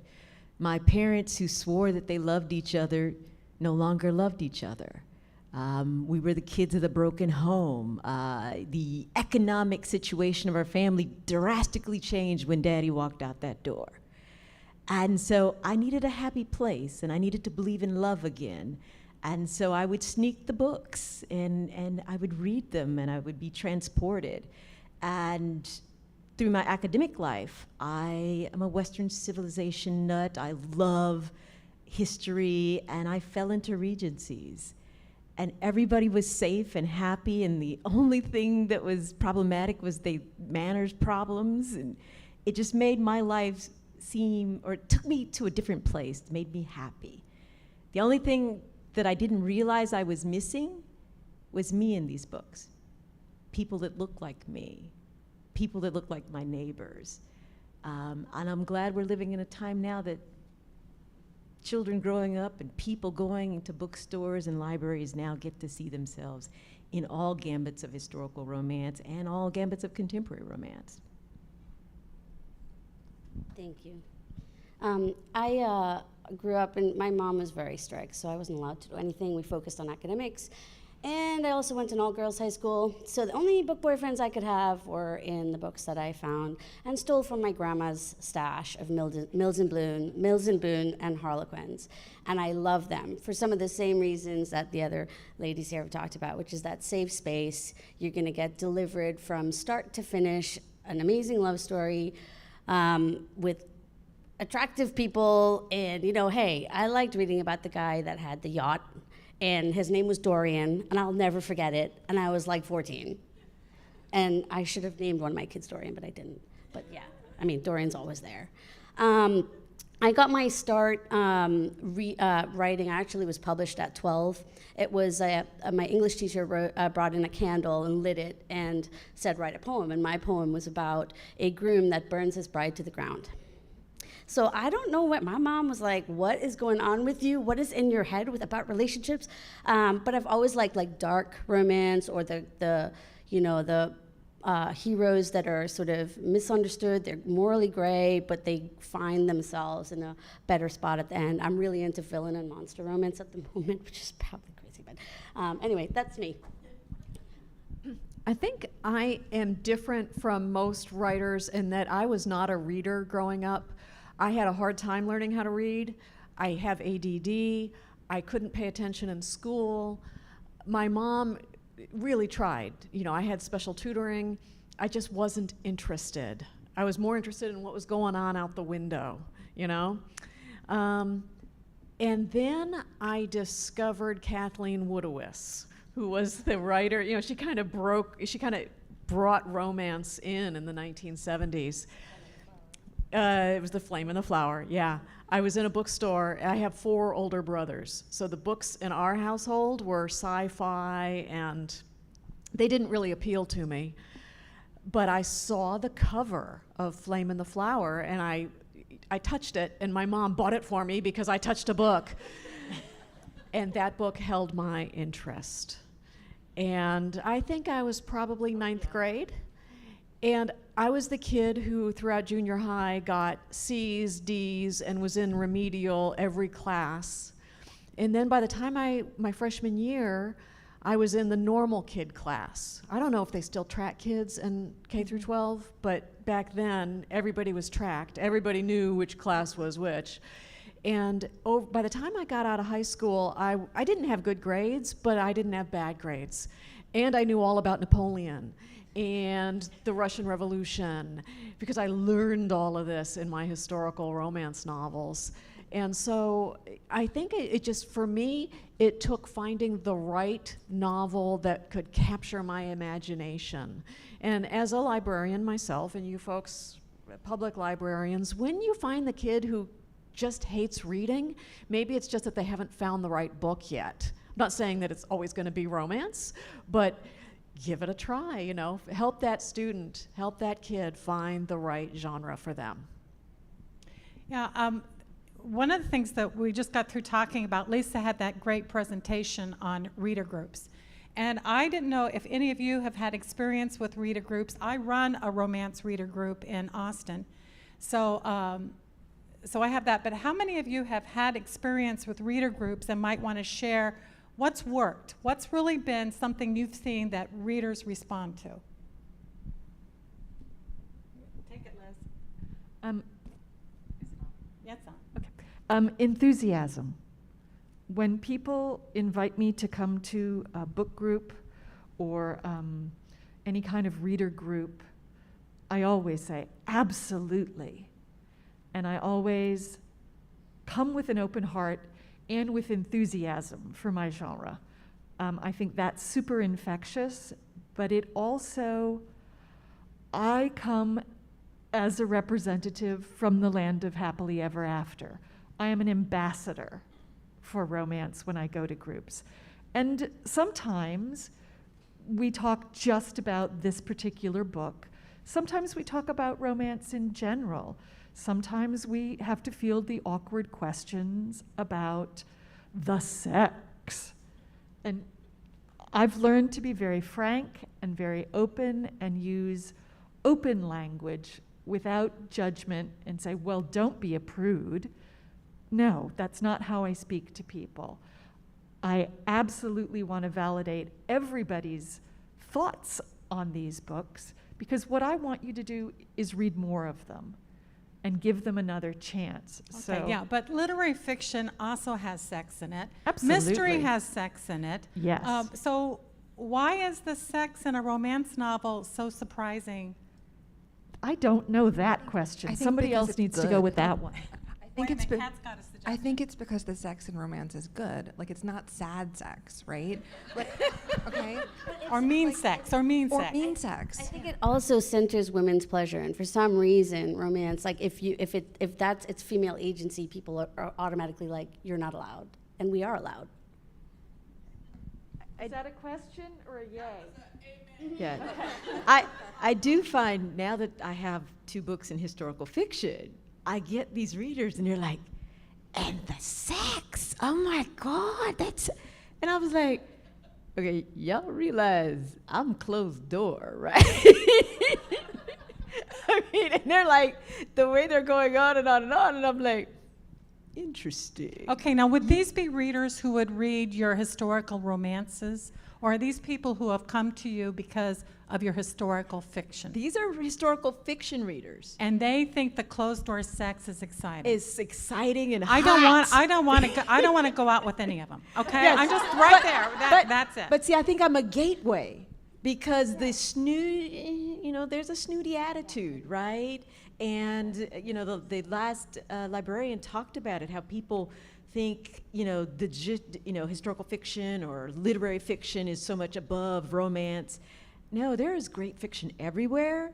And if I have to be a gateway so that then they'll go to Kat or they'll go to Amali or Lizzie or Elizabeth, I will be that gateway.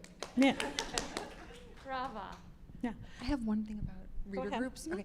One thing that I've noticed works with, I write queer historical romance, and the reader groups that seem to respond best are queer focused reader groups, right? Because everyone there seems to be literally on the same page, and then everybody can talk about other books they've liked, and I think it's a safe space thing. I don't know, to have that kind of targeted reader group where everybody has that thing in common. And I don't know how that works given how the situation with libraries today, but Well, I can say that the first time I read a Cat Sebastian book was in a reading contest. And so I ended up with one of her books, and I'm going through and I'm like, okay, well, let's see how this is. I have no idea, but my imagination can take lots of leaps, right? And I'm going through and it's a wonderful story. It was a delightful story, great characters. It had everything that I love in a book.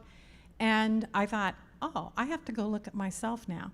I have to go look at my preconceived notions of what a romance should be and what information. And we talked earlier about this idea that we're doing more and more multicultural books set in history so that people can see themselves. Is that because there's a strong fantasy element with romance that we can get away with it?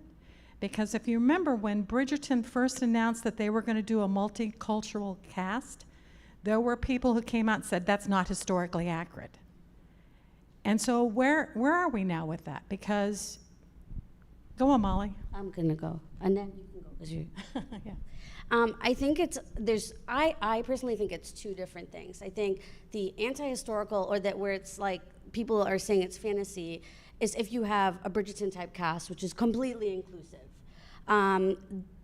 Saying that BIPOC and LGBTQ plus people did not exist is wrong. I can give you an example of Catherine Dulip Singh, who was a brown Sikh princess, and she was a lesbian, and she was had brown skin, and she lived with her partner until she died, and she was in the 1800s. I think what we're doing is asking different questions. There's a quote by Robespierre that says, history was written by the victors, and that is so true. When you ask different questions, you get different answers. People from marginalized communities existed in those times, lived in those times, loved in those times. So I think you have two different things. You have Bridgerton, which is let's celebrate the diverse world we live in today. And then you have books that are written, like Vanessa's writing about actual people that existed. I have an inclusive series that is inspired by actual BIPOC people. So I think it's two different things. I mean, I'll pass it to you now. But yeah, can I ask a question here real quick? Because I don't know if it's going to have the librarians one, but do you prefer the term BIPOC when you're talking about multicultural? I saw this thing last week where one person said I was today's years old when I thought BIPOC stood for biracial person of color. It's not. It's Black Indigenous person of color. Okay. I like using that because I think it's it's inclusive, and it includes me, and I'm a person of color. The thing about it is we're not, Beverly Jenkins said it best, we're not a monolith. I am brown-skinned, I am multiracial, I am Indian, Middle Eastern, French Creole, and Chinese, and I grew up in the Caribbean. So where do I fit? I kind of have to set up my own identity rules. So I like BIPOC because I think it's wide enough, broad enough, but I also don't feel left out. How about you, Vanessa? I'm Black, and I like BIPOC. because it's inclusive, but there is a subtle difference when you think of a Black experience. You know, we go back to Bridgerton, and they were doing an inclusive cast. Adjoa Endo, Lady Dansbury, she doesn't like the term where it's race neutral casting or something like this, colorblind casting. They chose the right people for what they were trying to accomplish. You know, Shondaland, I give it up to Shondaland. And that Duke was hot. I don't care if you have preconceived notions about historical romance, et cetera. That Duke was hot. He needed to be the Duke. I'm just saying. Those eyebrows will never be forgotten. I mean, it was amazing. But it's, for a long time, and this is where librarians can really help, because for a long time, publishers believed that nobody wanted to hear these other stories. There have been points in my life where publishers were like, yes, you can write, but we don't know how to market what you do. Because it's a business, and they're going to buy books that they think is going to sell. And if you grow up and you're not exposed to BIPOC literature, to Black literature, to lesbian, et cetera, literature, you're not going to have that as an option in your mind. So the library's not going to buy it, which means the publishers aren't going to buy it. So you guys are on the ground level. Many of us got our first romance book from the library. If our libraries, I grew up in the Baptist South, if our libraries don't have it, you have to smuggle it from the Piggly Wiggly. Don't make me smuggle from the Piggly Wiggly my romance fix, okay? But honestly, we are living in a time now where publishers are looking and they're seeing breakthroughs. They're seeing multicultural stories, Black stories, LGBTQ plus stories breaking through in ways they never thought possible. Because they're available. They're available, which is because smart librarians like y'all started putting them, making them accessible. And to go back to your other question, it's recommendations. Librarians said, I read this is a good book, you should read it too. In these online groups, when people come in with that full-throated endorsement of books, that makes other people pick it up, even if it goes against some of their preconceived notions or what they believe is history, when it's only something they read in a book that was wrong. You know, and I want to throw in something that that also came up in Lisa's presentation when she was talking about, you know, the readers group not being open to the books because they hadn't been exposed to them or whatever. But romance readers are such that we're going to go find our books. And if I walk into a library and my books aren't there, that's okay. I will go find my books. So it's very important, and I talk to indie bookstores, and they'll say, but you don't have any romance on your shelves. So that's why you're not selling romance. I walk in, and I see you don't have the books I want to read, that I want to pay money for. Well, you know, talk about monoliths. I know a big monolith online that'll have a book for me tomorrow. So I think this is part of, you know, being open and making sure that we have a voice that's there. Also, because I kind of got lost in the LGBTQ designation, but when I was going on your site and looking, you just say queer. Yeah, and that's like, I know that not everybody feels comfortable with that, but like I say queer because I'm queer, and that's just the label that I'm the most comfortable with. I think that we use like LGBTQ plus for press releases and that sort of thing, and like if I'm going to talk about, like, I know that there are some queer authors who might prefer that their books be described as LGBTQ+. They can't hear you. Oh, I'm sorry. Well, I think also because I wasn't talking into it. She's got a soft voice. I was like talking to Kathy, like okay. Yeah, I don't think that there's like a clear answer on whether to use LGBTQ plus or whether to use queer, but LGBTQ plus is probably safest. But if someone refers to themselves as queer or their books as queer, you're good to go, you know, calling them queer. Yeah, Elizabeth, going into the category that you're in inspirational, your inspirational books are heartwarming, heartfelt. They've got, you know, a strong character dynamic. But some books are very a religion oriented. Right. So for librarians or people looking for books in this category, what would you recommend? Oh, wow. Well, just for those of you, because I've heard a lot of people say, oh, I don't read Christian fiction. The two words inspirational fiction and Christian fiction, sometimes they're used interchangeably. I like inspirational because it's a little broader and it doesn't imply that I'm going to preach at you. I will admit that some people in the genre do a lot of preach. They want to do that. And among the readership, some people are looking for a good dose of salvation. They want to be inspired. And other people are just looking for kind of a clean, wholesome read. Now, when I read romance, I'm an omnivore. I will read spicy books, clean books. Oh, we picked that up at your first choice at the Kathleen Woodwas book. We were you got that. Yeah, So I love a good turbulent romance. I want tears, I want emotion, I want passion. But you don't have to show passion in the bedroom. There's other ways to show passion.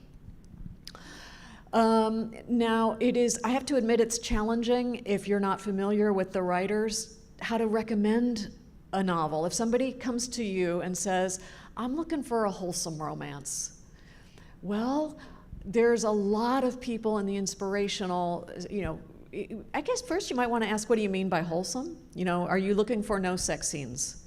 You will be safe in inspirational fiction. There's not going to be sex scenes. There is a database. Now, this is kind of librarian talk, but there's a database called the ACFW Fiction Finder.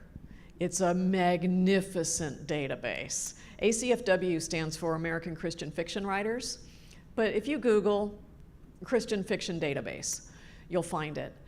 And it is put together with people, librarian-minded people, and what writers in the genre do, we enter our own books. So if you don't know the genre, but somebody has come to you saying, can you help me find a Christian fiction book, or can you help me find an inspirational book?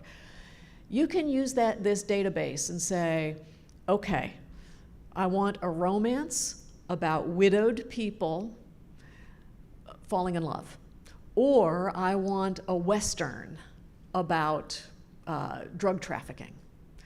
And on the spirit, and then they'll have a spirituality ranking, 1 through 10. Someone who says, I don't want to be preached at, look for 0, 1, 2, or 3. Somebody who wants a good dose of, I am struggling, I'm losing my faith, I want help. Okay, so you look for, it covers all genres, sci-fi, westerns, contemporary romance. It covers all genres of fiction. And you can type in your topic: sex trafficking, drug abuse, widowhood, first love, second chance love, you name it. It's a wonderful database that you can type in the topic, the genre, and the level of spirituality. Now, we enter our own level of spirituality. So when I enter my books into it, I usually put myself at a 1, 2, or 3 because I am very light. I very rarely even talk about salvation in my books.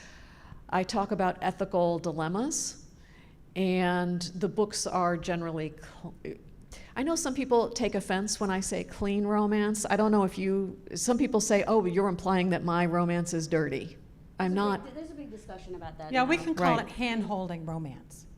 Yeah. Or just no sex romance. Closed door, always, right. Like, Closed door, open door. Yeah. Right. So we're discussing it amongst ourselves. So I want to be I am cognizant that some people take offense when I say I write clean romance. Here's the deal. As librarians, you understand this. This is how your readers think. A lot of times the public comes in and they're going to say to you, I want a clean romance, or I want a spicy romance. This is how people think, This is the terms that our customers, our patrons often use. And I don't really want to get into too much. Hand-holding implies a certain sweetness. And my books aren't sweet, they're turbulent. Yeah, I'll just leave it at that. Okay, I think I've talked enough. I'll turn it over. But if anyone wants to shoot the breeze about the genre, I'll be around all weekend. And also reading tonight. And I'm reading tonight. You're reading yes. tonight. Kat will be reading tonight. Amali will be reading tonight, and Tessa. Oh my gosh, you gotta hear Tessa. We're gonna have a reading salon. We'll hear the authors read from their books. It's just wonderful, and so I hope you all can stay and be here. But I want to talk to Liz for a second, Elizabeth Essex, because Liz, talk a little bit about what that term indie published means, and how an indie author can relate to libraries, the different avenues that indie books can be in libraries. Yes, so I'm an independently published author right now. I have control of my entire backlist that came from traditional publishing. I've reformatted it, et cetera, and loaded it onto ebook platforms. Now, when I first did this, I just put it out there in the world thinking I was selling this right to consumers. And then I met librarians like Amy, put your hand up back there, at a reader event, and got to know her and got to know what Mid-Continent Library did. And I asked her to come do a presentation for my writing group, which was I can't remember what we called it, help me out, what librarians wish authors knew about library systems. Because we don't understand generally, this is something that publishers take care of when you're with them, but independent authors need to know how to put our books into Hoopla and Overdrive. We need to know what Hoopla is. We need to know which platforms for us have those things at the bottom to tick the box to go to Hoopla and Overdrive and all of the other different distribution systems for library. We need to know about your budgets so that when we are pricing our books within that system, and honest to God, the first time I did that, I had no idea what I should be charging libraries. And there's suggestions in some systems that say it should be blah, blah, blah. But I need to know from librarians. So Amy coming to do a presentation for my writing group was a huge benefit to me as an indie author, to get to the systems that you use to order books. So I would encourage all of you to please reach out to your local writing groups. If you find I'm just gonna say something like the Missouri or the St. Louis Romance Writing Association, just look it up online and send an email and say, we have our acquisitions librarian can do a program for you.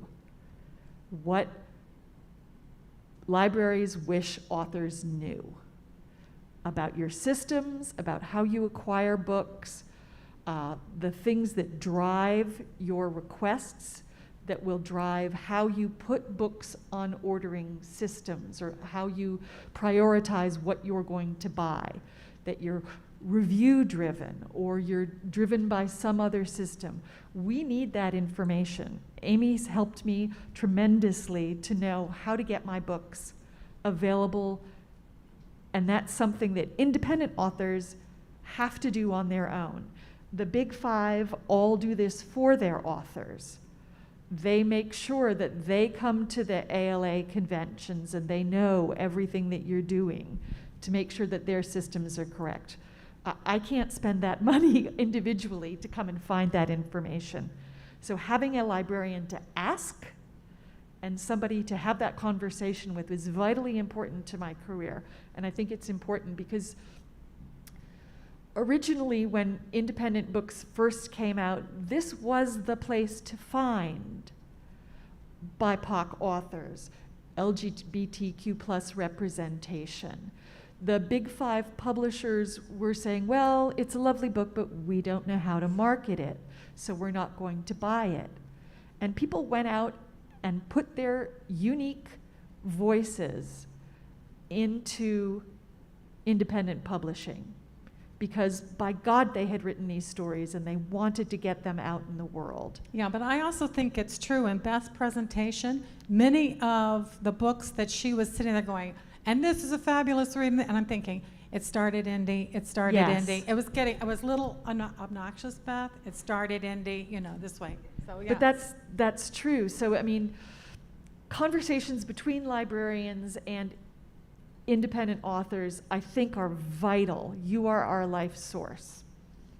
And we want you to come to talk to us, and we want to talk to you. Like, this is a great place for us to talk to you, but we love it when you come and talk to us and give us your particular knowledge. And having Amy Or demands. We're open to demands. Vanessa, you have something? Yeah, last night I overheard, and I apologize for overhearing. We do that because it may end up in a book, but that's a whole nother story. That the libraries are an infrastructure play. And that if you look at indie authors and even traditional authors, lending that infrastructure to figure out how to get the books to the masses is an important thing. So if you look in your programming and you, like Lizzie said, to open it up to your local writing groups, help them understand the infrastructure that the libraries play, I think is important. Getting it into the different systems, the audio books, everything. That many indie, I'm a hybrid author. My first book was traditional.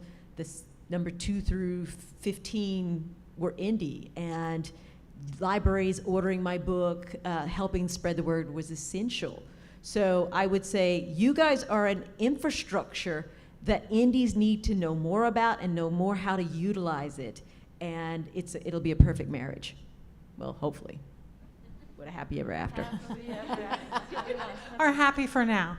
We can go into that direction also. So sitting down and what we need to know about librarians, but what do y'all wish librarians knew about romance? What has really stuck out in your mind as you're going through and looking? Because I remember the days when, as was pointed out earlier, where books weren't cataloged, that there was a big bin and it was full of romance novels, and those books would disappear, but they didn't know until they had to catalog them, and then they realized that people were just taking their favorite books and keeping them. So, and that was, and they're like, oh, wait a minute, we need to. So what are some of the things that maybe if you could sit down and talk to your librarian, you'd like to impress upon them? It's your moment. I got one. Okay. To push readers out of their comfort zone. So if I am a Black reader and I'm coming to you, do not just recommend to me other Black authors. Recommend to me what you found fascinating and passionate. And if one of my lovely Caucasian friends up here comes, recommend a Black author, a BIPOC author, a queer author to them. Help expand the comfort zone. Publishing has done a disservice of focusing and niche printing and doing certain things that says this book isn't for you. A long time there would be in the old Barnes and Nobles, there was the one section called the Black or African American section, and in this section would be romance, theology, ministry books, paranormal, but if you Black, you right in the section. And so what it did help people find, if you're Black and hey, there's a Black section, I'm gonna go there. That was helpful, but the thing is it also messaged, this isn't for anybody else. Right, it kept us out. It kept us out. So helping people, anything you can do to help expand the world that people are reading, that's what I want you to do. And just to jump on what Vanessa just said, don't recommend the top 10. I mean, I'm always like, I know Angie Thomas is amazing. I've read her, you know what I mean? Sometimes the smaller books are the more impactful books. I still remember, my librarian was my best friend because I wasn't a likable child. And my mom was also the teacher in my high school, so I had to act out. Anyway. But she recommended great books to me. And same thing, even when I wrote my YA books, there was this girl in 8th grade, I think it was a library, I want to say in maybe Georgia, I don't know, she was holding the book that has a BIPOC person on the cover going, this is amazing, I love seeing this. And you touched on that a little bit, seeing yourself in the pages. So, I mean, recommend all the books that you read that aren't on the New York Times bestseller list, because there are so many, and also indie, that are fabulous. Well, I also want to bring up graphics. Graphics in the library, making sure they're inclusive graphics that are up and around. And also, many libraries I go into, have the books set up on little stands as they're going around. And I would go in, and there would be no romance. They wouldn't always be bestsellers that were up on the little stands, but there was definitely no romance. And so that means you're not singling that book out. So having a romance novel here and there sends a message.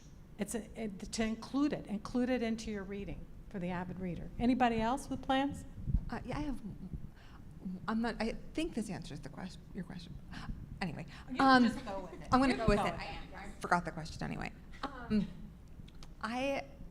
I sell so many books from readers' advisories and from library displays and from like lists that libraries put online. Okay, like it is embarrassing to me. Like I think that like when I started out, I was reading back then. It was like a tiny little niche, and there really wasn't much of it. There was no publicity push. Okay, and so, but like it turned out that like queer librarians and archivists like jumped on it. Okay, and so my first couple of books wound up on lists that librarians put together, and then the Pride Month displays came up, and I really think that I can trace like my foothold in the genre to like the lists that librarians put together, and like that is like an amazing thing. That is an amazing thing for like me, obviously, but also for obviously for like it's readers who are like making this happen, right? Like it's readers who are hungry for like representation and for variety also. So I'm very grateful for that. Yeah. Well, I was with smaller presses too, and librarians were key as being a part of a smaller press, because you don't have that big marketing push that some of the big five have at their disposal. I'm a little hesitant to talk to librarians about what they can do, because you guys are doing a really great job. One thing librarians can be counted on is they don't tend to be judgmental. But that's not always true, like with bookstore clerks or maybe circulation staff who may not be as sensitive. I can't tell you how many times when I was a little kid or young woman going in to check out a book, and some guy at the circulation staff, and granted, the covers with Fabio, hey, John, look at this cover. You're going to have a fun time tonight. That happened to me, and I was mortified. And it was a while before I went back. I would wait till that clerk was not there to check out a book. I know if you saw that, you would probably speak to that clerk. But so the tone that you set in your library, whether it's in having displays or this certainly isn't just in reference to romance, but if somebody checking out a book is getting teased by a circulation staff member or anybody else, the tone of your staff starts with you. So just teach that, don't judge. Librarians are, like I said, the most non-judgmental people in the world, but keep that tone and model that tone for the staff. And if you ever see that guy making fun of the Fabio cover, discreetly step on his toe. Just stomp on his toe. Just give it to him. Yes. I feel like no shame or shade. No shame or shade. Hey, let's go. So I think that this has been covered very comprehensively all through today's programming. But for me, the thing that I love about romance is that it's every kind of writing. It's every kind of story. It centers the relationship between people or peoples or a couple of people or a harem. We can go everywhere. It is such a broad umbrella. It's a big, big tent. I've heard that said so many times, but I think you can find just about anything that a patron might want. And the thing about romance is that it's always going to center the emotional experience of those protagonists, so that the people who are reading these books will share that experience with them. If they want it to do it in space, we have those books. If you want to do it in Antarctica, we have those books. If you want black characters, if you want Christian characters, if you want queer characters, we write it all. And we are so happy to share it with the world, because we want you to see yourselves, we want the patrons to see themselves, and we want to share what we've learned and what we've experienced, because that's where all of this comes from. It comes from our varied experiences as engineers and as librarians, as archaeologists and Navy Lawyers, people, yes, and yes. brilliant, But everything. But I think that's one of the reasons why programs like this is so important, because it's such a huge genre that if you don't read deeply into the genre, being able to have suggestions given to you, like what we've had several people like Polly and Beth had shared, I think that really helps. So that being said, what have you been reading that you're excited that you want to share? Is the name of an author that's really got your eye-opening, and you think that needs to be someone that you believe the librarian should be paying attention to?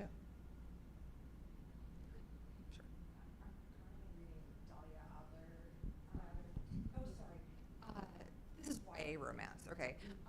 Dahlia Adler has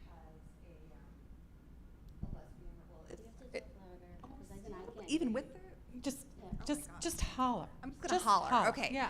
Dahlia Adler, Home Field Advantage. It's a queer women romance between a high school football quarterback who is a girl, okay, and the would-be captain of the cheerleading squad. This book is hilarious, okay? It's very, very YA. Like it feels like it's the kind of YA that's like really written for teenagers, you know what I mean? And my daughter is reading it too. It's funny, it's cute, it's romantic, it's like totally a page turner, 5 stars, highly recommend. I'll read anything else she writes. And let me have her name again. Dahlia, like the flower, Okay. Adler. Adler, okay. While we're on YA, there's 2 YA series I can't wait. One is by this woman named Amali Howard, and the other one is Talia Hibbert. They're both coming out with YA series next year, so it's on my list. It's from Joy Revolution. It's a new imprint by Nicola Yoon and David Yoon, and they wanted to celebrate Black and Brown joy, Asian joy. Like, I'm just so excited to be part of it. It's under Penguin, and yeah, I'm excited for those 2 books also. So cool. Aw, stop saying that.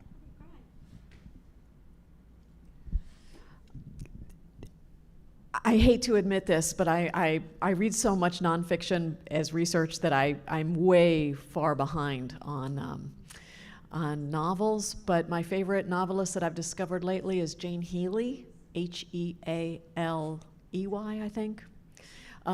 Just because she does beautiful, heartfelt, she's mainstream fiction, romance, you cry, you laugh, all of that. Jane Healey, she's wonderful. I forgot to say who I was reading. Okay, I'm taking this back. I am currently obsessed with Lucy Score. Oh my God, like I can read anything she writes. I mean, Maggie Moves On, awesome. I still have the latest one that I'm saving. Like, I hoard books as rewards, so I'll have it in my Kindle. It's the one with the blue cover and the flowers that's like really big right now. I forget what the name of it is, but that one I've just started. And then also Raven Kennedy. Like, she wrote this series about King Midas, and it's fae, and it's very sexy, and it's awesome, and she's a fantastic writer. So anyway, I'm obsessed with those 2 people right now. So I just started a book last night that Kat recommended to me yesterday afternoon as we were talking, because I'm writing historical mystery right now, so I've been reading a really huge share of historical mysteries like Sherry Thomas's Charlotte Holmes series and Deanna Rayburn's series, Veronica Speedwell series. So, and I don't have the name of it or the author in my brain because I just started reading it so delightfully and put it down at like 1:30 last night because I was like, I have things to do tomorrow. It's The Widow of Rose. The Widow of Rose Hill or Rose House? Rose House. Yes, and it's by Diana Biller, and it's a historical rom-com with ghosts, okay? I mean, the ghosts aren't the ones doing the rom or the com, okay? Like, it's like actual living. But they're doing the com. A little bit. Part of the comedy comes from that interaction. So it's like vaguely gothic, but funny, and like it's like when I. It's delightful. It really, really is. Like and there's a sequel, The Brightest Star in Paris. I recommend that. The Brightest Star in Paris. Yeah. I will be one-clicking. Okay, and let us have the title of the book again. The Widow of Rose House. It's by Diana Biller. Diana Biller. Okay, well, I'm going to make a recommendation. If you haven't read, it was recommended earlier, Jaladen. She's a Canadian Muslim. She's a high school teacher, and she's written 2 romances that are wonderful, especially with Miss Marvel doing so well on the Disney Channel. So she has she just wants to open up everyone to what's vital and important and fun about being a Muslim and also being a Canadian. So, and they've got strange food. So there you have it. So there it is. And the other one is, I cannot say enough about Alexis Hall and Boyfriend Material. And he also wrote a steampunk mystery called The Affair of the Mysterious Letter, which is set in a queer verse, and it's just wonderful. It's absolutely wonderful. And also A Lady for a Duke, which has a trans. Right. Yeah. They had recommended it, but Boyfriend Material just put me. I mean, there's something about that guy's writing that just made me happy. Amy is giving us the high sign. Yes, she's got a few minutes. We've got a few minutes left. Okay. Here we have a few minutes left. Anybody have any questions that you want to share? Yes, ma'am. So one of the things that I've noticed the most, we can sing about love. We can watch love on TV.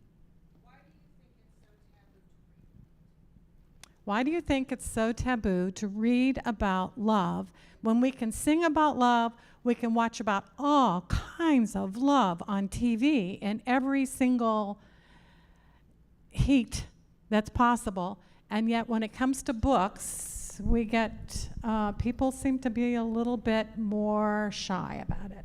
I feel that songs and movies and series are curated to some extent, whereas books aren't.